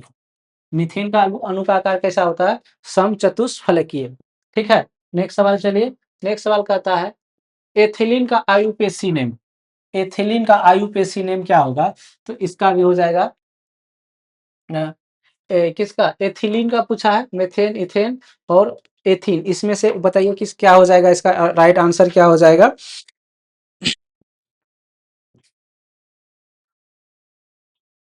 एथीन, एथीन, एथीन पूछा है, तो इसका हो जाएगा एथाइन, ठीक है। नेक्स्ट सवाल चलिए, कहता है एल्कोहल में कौन सा तत्व उपस्थित है? एल्कोहल में कौन सा तत्व उपस्थित है? एल्कोहल, देखिए एल्कोहल में जो है कौन सा तत्व इसमें हो जाएगा? कार्बन, ऑक्सीजन, हाइड्रोजन और नाइट्रोजन, ये सारा चीज उपस्थित होता है, लेकिन नाइट्रोजन उपस्थित नहीं होता है। किसमें? एल्कोहल। एल्कोहल मतलब शराब होता है जो पीते हैं, और या सैनिटाइजर में यूज भी किया जाता है एल्कोहल का। वनस्पति तेल में होता है, देखिए वनस्पति तेल जैसे डल्टा उल्टा हो गया, क्या हो गया? ये वनस्पति तेल है। तो इसमें क्या कहता है? लंबी असंतृप्त हाइड्रोकार्बन की श्रृंखला होती है, ठीक ना। वनस्पति तेल में क्या होती है? लंबी लंबी असंतृप्त हाइड्रोकार्बन की एक श्रृंखला होता है, चैन होता है, एक दूसरे से जुड़ा जुड़ा रहता है, तो इसी को क्या बोला जाता है, वनस्पति तेल। नेक्स्ट सवाल चलिए, नेक्स्ट सवाल कहता है अमोनिया के अणु में नाइट्रोजन और हाइड्रोजन के अणुओं की संख्या होती है। अमोनिया देखिए, अमोनिया NH3 ये हो गया फॉर्मूला, और उसमें क्या पूछा है, नाइट्रोजन, ये नाइट्रोजन और हाइड्रोजन तो H3, तो इसके अणुओं की संख्या का अनुपात, नाइट्रोजन क्या है 1 है और हाइड्रोजन 3, तो इसका राइट आंसर क्या हो जाएगा 1:3। तो 1:3 यहाँ है। कभी कभी हाइड्रोजन और नाइट्रोजन का अनुपात पूछ देता है, तो उसका अनुपात हो जाएगा 3:1, लेकिन यहाँ नाइट्रोजन पहले लिखा उसके बाद हाइड्रोजन, तो नाइट्रोजन 1 और हाइड्रोजन 3, तो 1:3। ठीक है, नेक्स्ट सवाल चलिए, कहता है इथाइल अल्कोहल का अणुसूत्र। इथाइल अल्कोहल का अणुसूत्र क्या हो जाएगा, ये हो जाएगा C2H5OH। ये इथाइल अल्कोहल का फॉर्मूला क्या होता है, रट लीजिए ये सब क्वेश्चन को। C2H5OH किसका फॉर्मूला है, तो इथाइल अल्कोहल का। ठीक है, नेक्स्ट सवाल चलिए, नेक्स्ट सवाल कहता है एसिटिक अम्ल का आयुपेसी नेम। एसिटिक अम्ल का क्या हो जाएगा आयुपेसी नेम, तो एथोनोइक अम्ल हो जाएगा। क्या हो जाएगा, एथोनोइक अम्ल हो जाएगा एसिटिक अम्ल का आयुपेसी नेम। ठीक ना, इसमें ओइक जुड़ता है, तो एथेन प्लस ओइक, तो क्या हो जाएगा एथेनोइक एसिटिक अम्ल में। ठीक ना, नेक्स्ट सवाल चलिए, कहता है एथेनॉल के सांद्र H2SO4 के साथ गर्म करने पर निम्नलिखित में से कौन सा गैस बनती है। H2SO4 को जब गर्म करेंगे, ठीक ना, तो क्या बनेगा C2H6, C2H6। ठीक ना, ये सवाल पीछे शायद बताया भी है। सांद्र H2SO4 का उपयोग किस में किया जाता है, बैटरी में किया जाता है, इसलिए इसको बैटरी एसिड भी कहा जाता है। ठीक ना, नेक्स्ट सवाल चलिए, कहता है उच्च वसीय अम्लों के सोडियम लवण, उच्च वसीय अम्लों के सोडियम लवण को क्या बोलते हैं, साबुन बोलते हैं। जो साबुन यूज किया जाता है, साबुन, साबुन बनाने में भी किया जाता है। ठीक ना, किसका, उच्च वसीय अम्ल लवण का। ठीक ना, और साबुन में कई मिक्सचर भी होता है, जैसे डॉब साबुन लगाते हैं तो शरीर में तेलहा तेलहा लगने लगता है। ठीक ना, तो वो चमड़ा को क्या स्किन को मॉइस्चर करने का काम करता है। ठीक ना, लेकिन यहाँ क्या कहता है उच्च वसीय अम्लों के सोडियम लवण, तो ये क्या हो जाएगा साबुन हो जाएगा। ठीक ना, जो वो तेलहा तेलहा वो क्या होता है, गिल्सरोल यूज किया जाता है। ठीक ना, गिल्सरोल के कारण ये तेलहा तेलहा होता है। उसके कहता है तत्वों के आवर्ती वर्गीकरण में अष्टक सिद्धांत, अष्टक सिद्धांत कौन दिया था, ये न्यूलैंड दिया था। अष्टक सिद्धांत कौन दिया भाई, न्यूलैंड। न्यूलैंड क्या बताया, ये जो संगीत के स्वर होते हैं सा रे गा मा प ध नि सा, ठीक ना, तो वो उस सिद्धांत उसी के आधार पर दिया। कहा कि देखिए जो संगीत के स्वर होता है सा रे गा मा प ध नि सा से फिर प ध नि सा उल्टा होने लगता है। मतलब जो इन्होंने कहा कि जो हम वो पीरियोडिक टेबल दिया कि जो पहला तत्व है और आठवां तत्व के गुण एक समान होंगे, लेकिन बाद में ये क्या हो गया फ्लूक हो गए। लेकिन अष्टक सिद्धांत कौन दिए थे, ये न्यूलैंड दिए थे। ठीक ना, उसके बाद नेक्स्ट का था मेंडलीफ ने अपने आवर्त सारणी में तत्वों को सजाया था। जो मेंडलीफ है इन्होंने क्या किया था, परमाणु द्रव्यमान के बढ़ते क्रम में सजाया था कोट, ये मेंडलीफ साहब, ये रूस के वैज्ञानिक थे। इन्होंने पीरियोडिक टेबल को जो है जितना भी तत्व है उसको सजाने का काम किया था ताकि अध्ययन ठीक से किया जा सके। तो वह किस आधार पर सजाया था, परमाणु द्रव्यमान के बढ़ते क्रम में। लेकिन अभी मॉडर्न जो है, मॉडर्न पीरियोडिक टेबल जो है वो किस पर है, परमाणु संख्या के बढ़ते क्रम पर। ठीक है, नेक्स्ट सवाल चलिए, कहता है मेंडलीफ आवर्त नियम तत्व के वर्गीकरण के आधार है। तो अभी जस्ट बताया क्या, परमाणु द्रव्यमान, तो इसका राइट आंसर क्या हो जाएगा, मेंडलीफ साहब परमाणु द्रव्यमान के आधार पर सजाया था। मतलब परमाणु की द्रव्यमान बढ़ते गया, बढ़ते जाता था। ठीक ना, उस आधार पर सजाया था। कहता है मेंडलीफ की आवर्त सारणी में वर्गों की संख्या, मेंडलीफ की आवर्त सारणी में वर्गों की संख्या कितनी थी, तो 7 थी। कितनी थी, 7। ठीक है, मेंडलीफ की आवर्त सारणी में कितनी परमाणु संख्या 7 बताया था। ठीक है, तो सॉरी, अभी वर्तमान टाइम में 7 है। ठीक ना, और मेंडलीफ जो बताए थे वो कितना बताए थे, 8 बताए थे। मेंडलीफ की आवर्त सारणी में 8, वर्तमान में 7।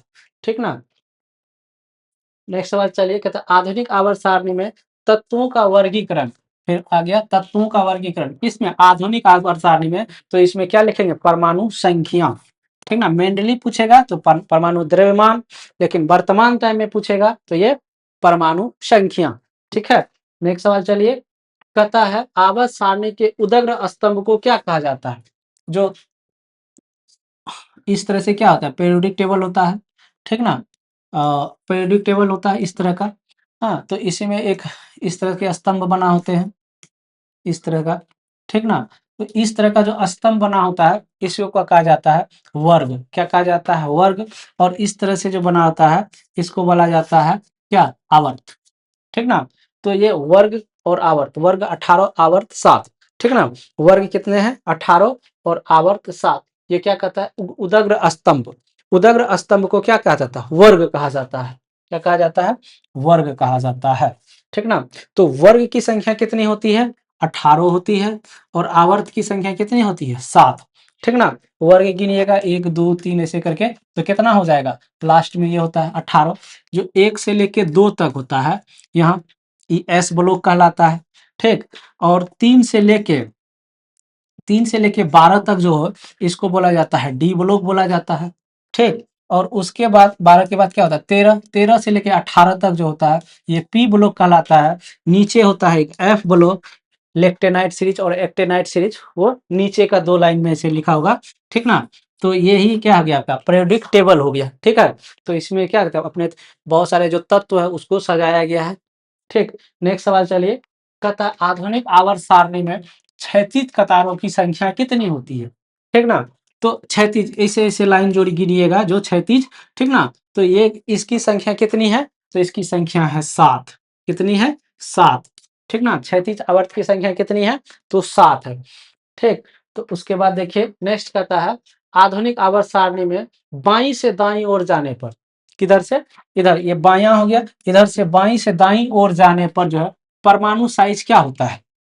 बाईं से अगर दाईं जाएंगे तो वो, बायां से दायां जाएंगे तो घटेगा, बायां से दायां जाएंगे तो घटेगा, याद रखिएगा। बायां से दायां जाएंगे तो घटेगा, और दायां से बायां आएंगे तो वो बढ़ेगा। ठीक ना। नेक्स्ट सवाल चलिए, कहता है किसी कोष में इलेक्ट्रॉन की अधिकतम संख्या। जैसे आप कोई परमाणु पढ़ेंगे, बीच में क्या होता है, प्रोटॉन और न्यूट्रॉन होता है। उसके बाद जो है उसके और सेल में क्या होता है, इलेक्ट्रॉन चक्कर काटते रहता है।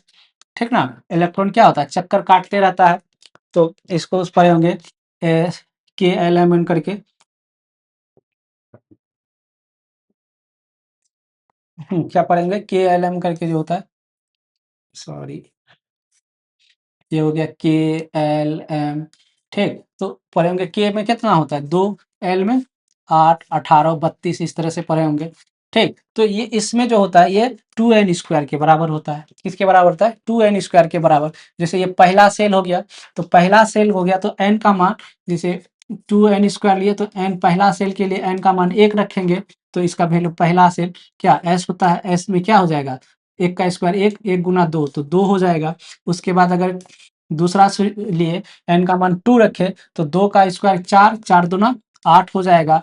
ठीक, उसी प्रकार आ जाएगा KL, उसके बाद m आता है, तो m अगर आ गया तीसरा सेल में 3 रखेंगे, 3 का स्क्वायर क्या हो गया 9, और फिर 9 गुना 2 18। ठीक ना, तो इस तरह से बनता है। तो कहता है इलेक्ट्रॉन की अधिकतम संख्या क्या होगी, तो 2n², फॉर्मूला होता है इसका, ये याद कर लीजिएगा। उसके बाद नेक्स्ट सवाल है, कहता है आवर्त सारणी में कितने ऊर्ध्वाधर स्तंभ है। जो पीरियोडिक टेबल है तो कहता है इस तरह से कितने हैं, तो इस तरह से कितने हैं ऊर्ध्वाधर स्तंभ, बताइए, 18। ठीक ना, अभी बताए आपको बना के, जैसे पीरियोडिक टेबल बताए थे, वो कितने होते हैं, 18। जैसे इस तरह से बनाए, बताए ना। तो ये इसमें से क्या, 1 से 2, और उसके बाद यहाँ 3 से 13, और इसके 3 से 12, और 12 से 18, तो यही पूछ रहा है। ये ऐसे ऐसे स्तंभ, इधर 2 है, इस तरह से भी है, 3 से लेकर 13 तक, फिर इधर है, इस तरह से गिनिएगा तो कितना हो जाएगा लास्ट में 18। तो 18 अंतिम तत्व क्या होता है, अकीरीय होता है। ठीक ना, तो ये पूछ रहा है आवर्त सारणी में ऊर्ध्वाधर स्तंभ की संख्या कितने हैं, तो 18। नेक्स्ट सवाल चलिए, कहता है आधुनिक आवर्त सारणी के क्षैतिज कतारों की निम्नलिखित में से क्या कहलाता है। ये क्षैतिज कतार जो इस तरह से गिनिएगा तो ये, इसको क्या बोला जाता है, आवर्त बोला जाता है, समूह बोला जाता है, कोष बोला जाता है। क्या बोला जाता है? इसको आवर्त फलन आवर्त बोला जाता है। क्या बोला जाता है? आवर्त। इसकी जो संख्या कितनी होती है? 7। और वर्ग की संख्या ये इधर से गिनेंगे तो ये क्या हो गया? क्षैतिज, ये हो गया आवर्त, इसकी संख्या होगी 7। और इस तरह से गिनेंगे तो वर्ग और वर्ग की संख्या कितना होती है? 18। ठीक है, याद रखिएगा। नेक्स्ट सवाल चलिए। कहता है आधुनिक आवर्त नियम के अनुसार तत्वों का गुणधर्म। आधुनिक आवर्त नियमों के अनुसार तत्वों का गुणधर्म किसके अनुसार होता है?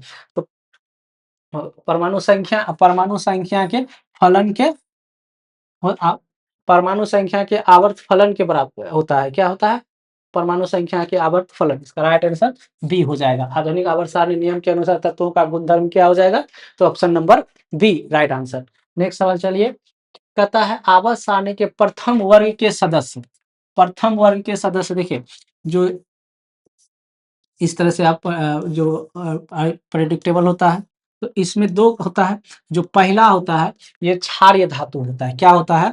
क्षारीय धातु होता है। आप लोग ट्रिक से याद किए होंगे, हेली ना करे रब से फरियाद, हाइड्रोजन हो जाएगा, हे ली ना करे, इस तरह से याद किए होंगे। हीलियम, हाइड्रोजन, लिथियम, सोडियम, इस तरह से।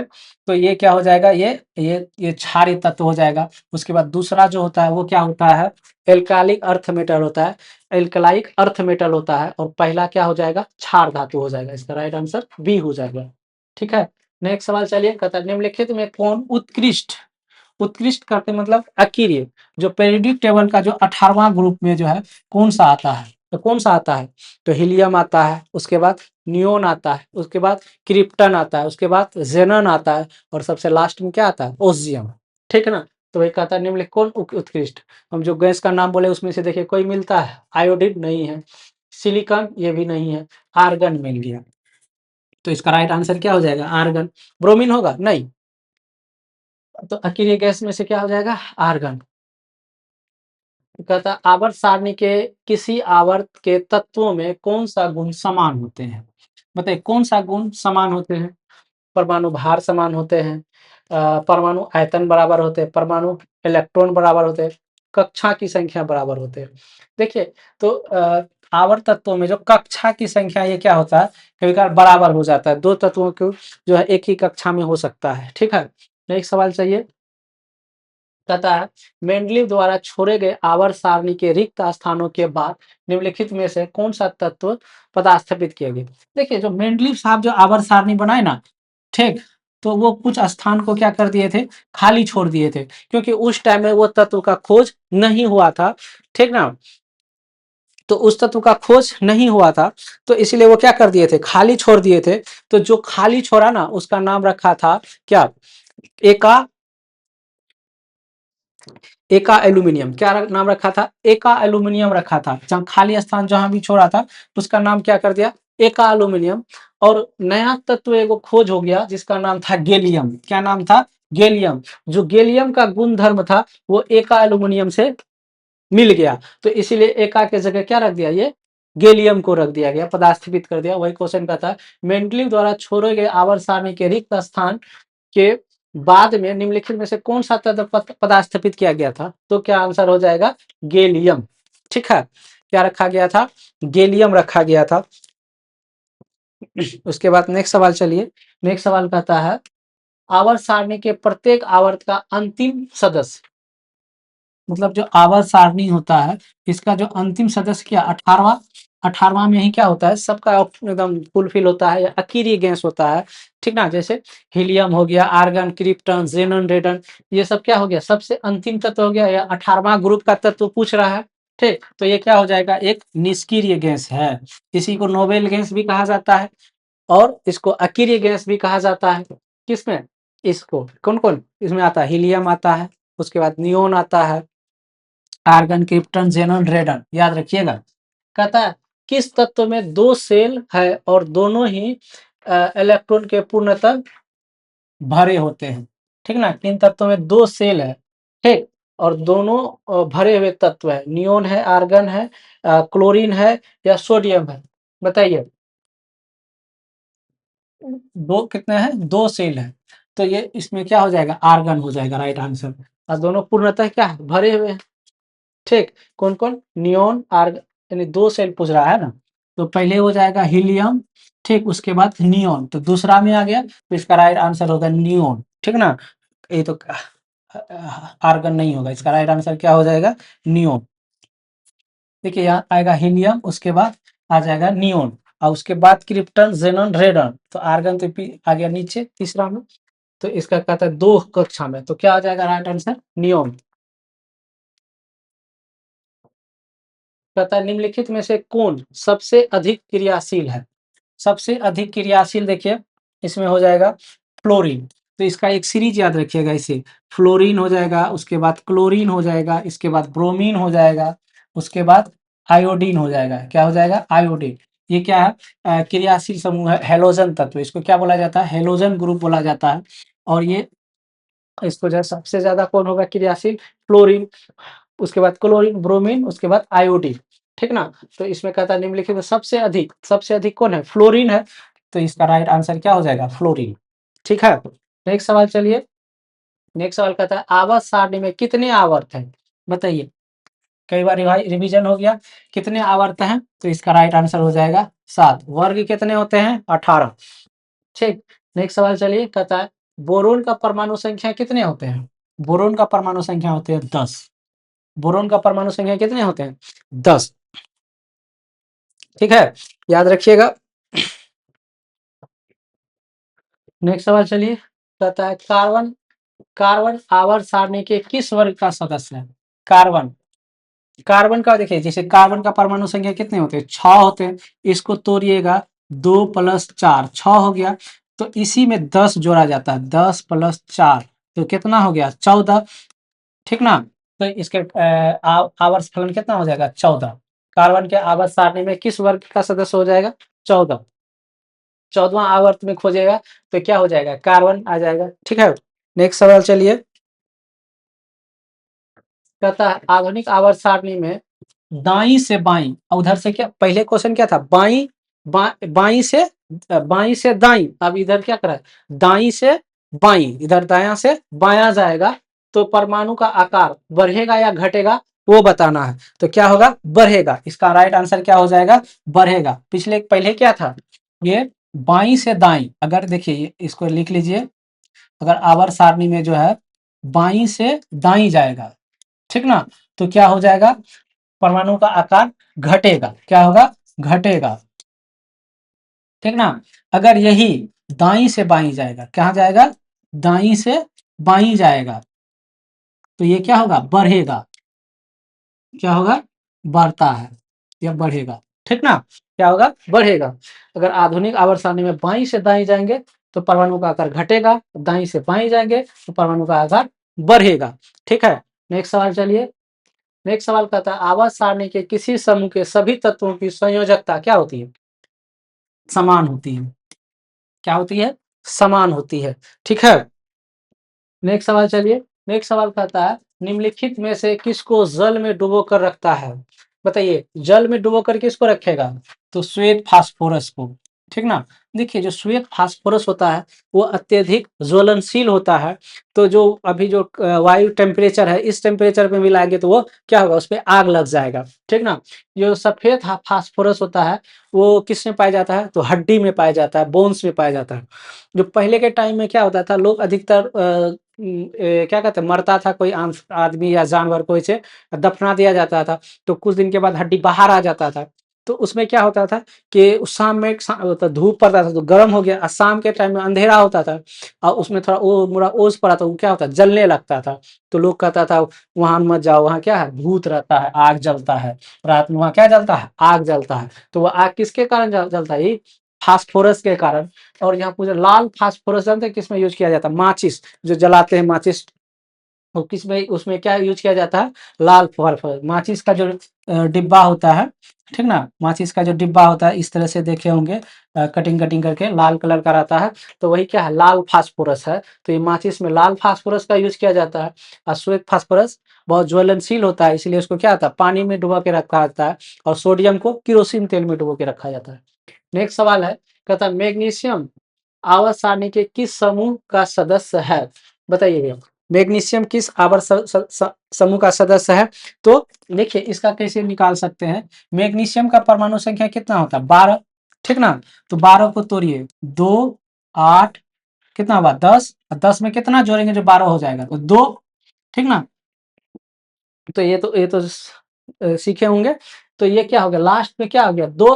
तो ये समूह हो जाएगा 2, ठीक ना। किस समूह में आएगा? तो दो, दूसरा समूह में आ जाएगा। नेक्स्ट क्वेश्चन है, कहता है वर्ग 13 से 18 तक वाले तत्व कहलाते हैं। वर्ग 13 से 18, तो आपको हम इस तरह से कई बार बता चुके हैं, ठीक ना। तो ये क्या हो गया? एस ब्लॉक, ये क्या हो गया? डी ब्लॉक, ये हो गया पी ब्लॉक। तो एस ब्लॉक का तत्व 1 से 2 तक आता है, डी ब्लॉक 3 से 12 तक आता है, और पी ब्लॉक कितना आता है? 13 से 18। तो यहाँ क्या पूछ रहा है? 13 से 18। तो 13 से 18 कौन सा ब्लॉक? P block. तो पी ब्लॉक आंसर हो जाएगा ये बी नंबर, ऑप्शन बी, ठीक है। नेक्स्ट सवाल चलिए, कहता है निम्न में कौन सा समूह डोवेनर का त्रिक बनाता है? डोवेनर का त्रिक कौन सा बनाता है? देखिए, तो ये कैल्शियम बनाता है, CaSr और Ba, ठीक है। डोवेनर का त्रिक सिद्धांत, त्रिक नियम बताता है। ये बताया था कि दो तत्वों का अगर औसत निकाला जाए तो बीच के तत्वों के बराबर होगा। यही क्या हो गया? डोवेनर का त्रिक सिद्धांत, ठीक है। नेक्स्ट सवाल, यहीं तक था सवाल आप लोग का, ठीक है। तो इसको बार बार, एक बार दो बार वीडियो को देखिए, भगा भगा के देखिए, 2x पे देखिए। तो अगर ये वीडियो अच्छा समझ में आया तो ठीक है, लाइक शेयर भी कीजिएगा। तो इससे क्या होगा, आपका जो आने वाला एग्जाम है मैट्रिक बोर्ड का, ठीक ना, तो आपको इससे से बहुत सारा सवाल आपको हूबहू एग्जाम में देखने को मिलेगा, ठीक है। तो आप अपना तैयारी को अच्छा से और कीजिए। जय हिंद।